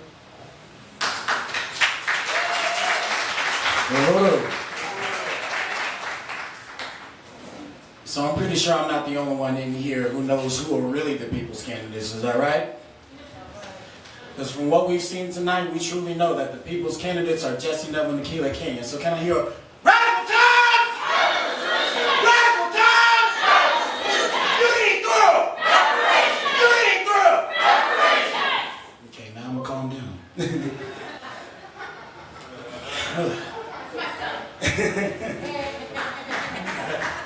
So as Angie said, as she introduced me up here, my voice is already going away. I'm going to be doing your announcements. So first, I would like to bring up Comrade Alienta to tell us about the Burning Spear newspaper, and she is shaking her head. Said Jim. Jim, you have some words? I just wanted to say that campaigns are not won through slogans. And it's best that we understand this, that we are up against very powerful interests who are making every effort to keep the people out of this electoral process. They like to say that they want many people to vote, but they're lying. They want to keep people out of the electoral process. That's why you never hear these kinds of issues in these discussions and debates. That's why that's not on the platform. That's why they don't want Jesse Nevel on the platform. That's why the media are not here to deal with this campaign, because they don't want a discussion happening that would draw ordinary working class people into this debate. They want to keep the people closed out of it. They want this decorum where we act like we're in a boardroom and not dealing with the critical issues that's affecting the lives of the people. The reality that we are faced with is that there's a good chance there will not be a black community in St. Petersburg 3 years from now if we allow them to proceed. 1. 2, not only is that the case, but St. Petersburg will be transformed for everybody who lives here. Because what's happening in St. Petersburg is not happening for the people who live here. It's happening for major developers, corporations, and people who would turn St. Petersburg into a playground. It would disregard the fact that there are human beings who live here. Human beings whose rent is too high. Human beings whose cost of living is too high. And it grows and it escalates spaces increasingly in this city. And that's everybody. And the center of this question is the black community. And what has happened historically is that they would play the white community against this black community. They would run stories about the 10-year-old who is the poster child for crime, the Hot Wheels, etc. We have to do work to win. Rick Baker raised, I guess you can call it raised, got $600,000 for this election in 3 weeks. There's more than $1 million coming from these guys. And the Tampa Bay Times and Bay News 9 have already endorsed these two guys. This is not supposed to be an election. It's not supposed to be a debate. Because if it were a debate, Jesse would be on that platform. But the two Ricks talking to each other, that's no debate. And this is what we're confronted with. And people who really want to see something different and better happen in the city have to get involved. You have to get involved because we can take it back. Because we can beat the money. We can beat the developers. We can beat the Times. We can beat Bay News 9. And we can guarantee that that child sitting right there will have a future, not because Rick Baker or Tyson, but because the people are now involved in this process. To do less than that is to surrender to the big money. It's to surrender to the big money. And we don't have to do that. We have an opportunity to transform the city, and it's bigger than the city. Think about this. Here's a 20-year-old black girl standing up, black woman standing up in the South. In the South, talking about reparations, talking about black economic development. What an extraordinary position. What an extraordinary position.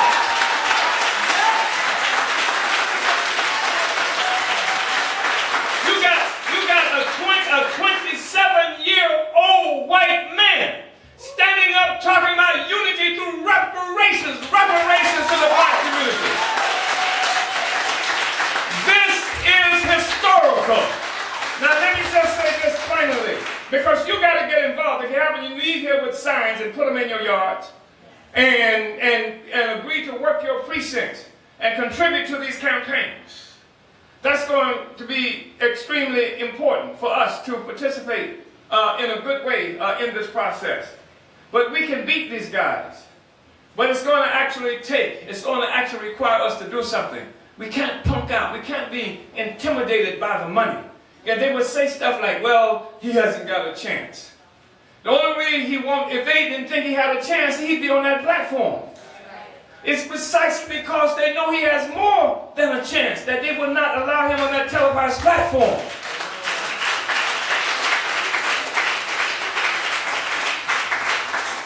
So, this is a call for us to stand up. And we need to there's a debate, so-called debate that's happening tomorrow, isn't it? Monday. Where is that? That's tomorrow. Where? Tomorrow night. What, tomorrow night? Yeah, this is the point. Let's be there. Let's be there. Let's be at these debates. They cannot be able to waltz their way into this situation. We got to be there. The people have to be present. And this is the call that I'm making to you as well. We have to be there. We can beat them. We can beat them, but you got to want to do it. You have to want to do it, and that means that you have to take advantage of this incredibly significant opportunity that we have right now.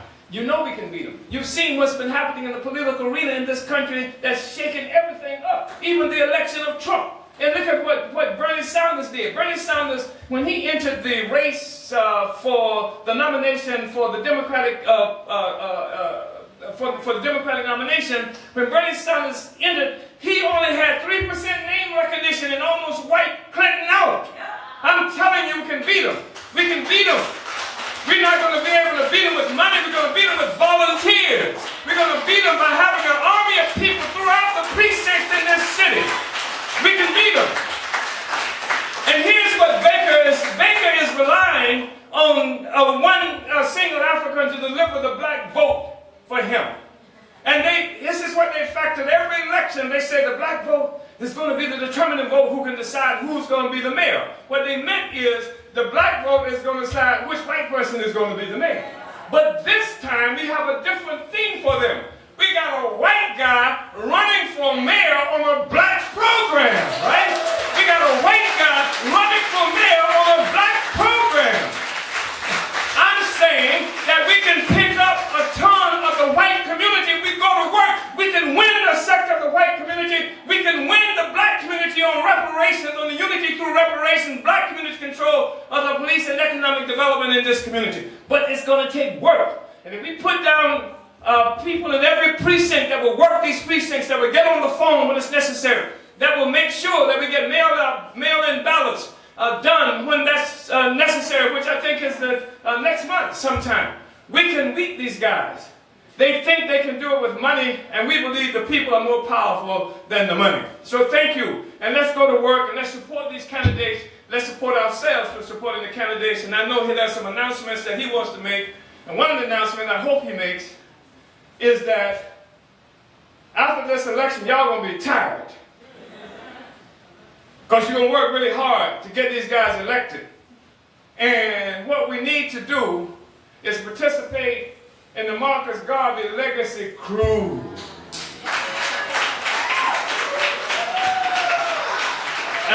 That's gonna happen from December 9th through the 16th. 7 days. Where you don't have to cook, where you don't have to wash dishes, wash clothes, where all you got to do is chill. You don't have to worry about the internet or anything like that. You can chill with people who think just like you think. You can chill with Kunde, Mambita. You can engage in political discussions, political education, and then we can do excursions together. That's what we need to do, and it's a fundraiser for the international work that's happening in the African community and other places. So y'all gonna be tired after this election. So that's one thing that we can do. That's one announcement I want to make. Marcus Garvey Legacy Cruise. Go to uhurulegacycruise.org and get more information on that. Uhuru.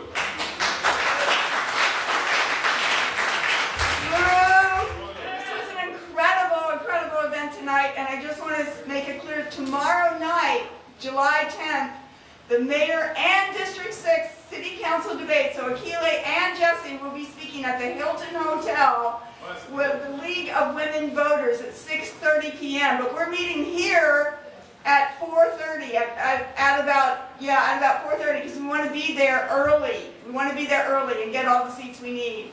So come over to the Uhuru House here and we can go together. Otherwise it starts at 6:30 at the Hilton Hotel, the League of Women Voters debate. Uhuru.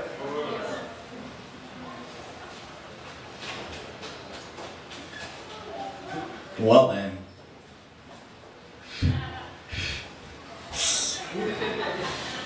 Mike is still hot from chilling. Let's give another round of applause. Alright. So I'm gonna be quick because I know we're going over the time and y'all wanna get out and do some campaign with us, hopefully. Okay, so I wanna tell y'all about the Burning Spear newspaper. The Burning Spear newspaper is the only still printing revolutionary newspaper out there. And it is also the only newspaper where Jesse and Akile are on the front page, and it's the only newspaper getting coverage about what's important for the black community. And you can buy it at a low price of at least $1. And Alianza can tell you more about that.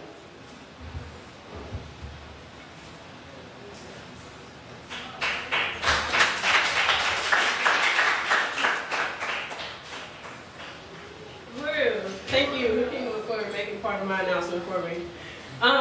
Like you said, my name is Alianza, and I am the distribution manager of the Burning Spear newspaper. For those of you who don't know, the Burning Spear is the oldest revolutionary newspaper in existence.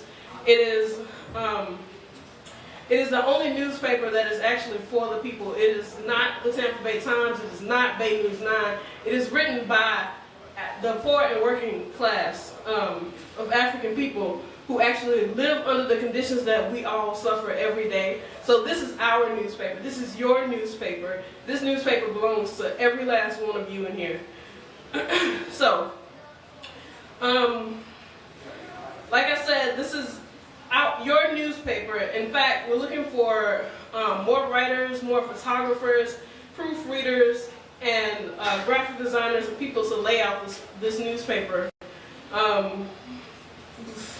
We also need people to go out and actually sell the Spear. So if you want to do any of these things but don't know how, please don't worry. No experience is necessary. Well, for the graphic design, we kind of need an experienced graphic designer. But for the most part, we'll train anyone who wants to be a part of the Spear team. It's not. If you just want to support the Spear, you can purchase a one-year subscription and have the Spear delivered to your door every month. We also send more than 400 prisoners a free subscription every month. We send more than 400 prisoners a free subscription every month, and you can sponsor a prisoner for the same amount as a personal one-year subscription. So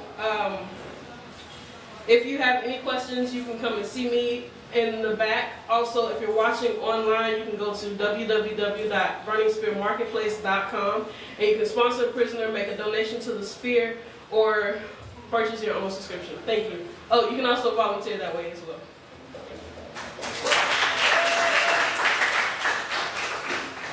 All right. Well, Chairman took the cruise, so I don't need to say too much on that. And Alienza got the burning spear, so I'm gonna tell y'all about Black Power 96. Black Power 96 is a radio that's actually here in the Uhuru House. It's over there, and it's a community-funded radio, and it's a radio of the people. I just lost my train of thought. 96.3 FM, we're in a membership drive right Yes, now. we are in the membership drive. You should definitely donate. We are in the... Yes. Time. It's hard to speak up. My voice is going away. But we are currently in our member fund drive, which is, I forgot when it ends, but we are currently in. And the only reason that I did forget is because you got to keep donating, because this is community funded radio and we are funded by the people.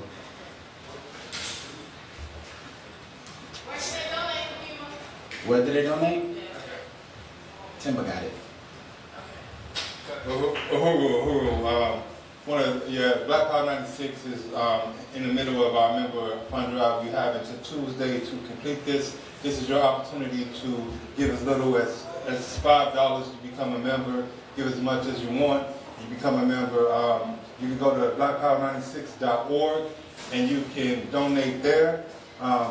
Also, if you want to donate today, you can see Station Manager Dia Kiese, who just walked in at the back table. We have all types of things, hats and lanyards and all types of things back there. There's member gifts for you for each level. So come on, check us out. Listen to Black Power 96.3. Download the app. And it's very important that you support your community radio station just as much as you support these candidates for election. So, Uhuru, thank you.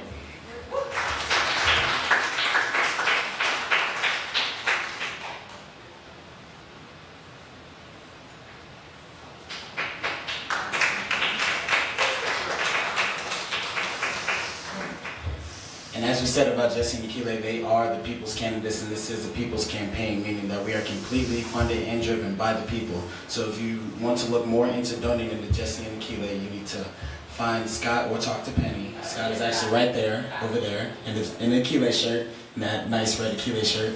And if you have any more if you want any more information about donating, you go to Scott, and that concludes our announcements. Uhuru.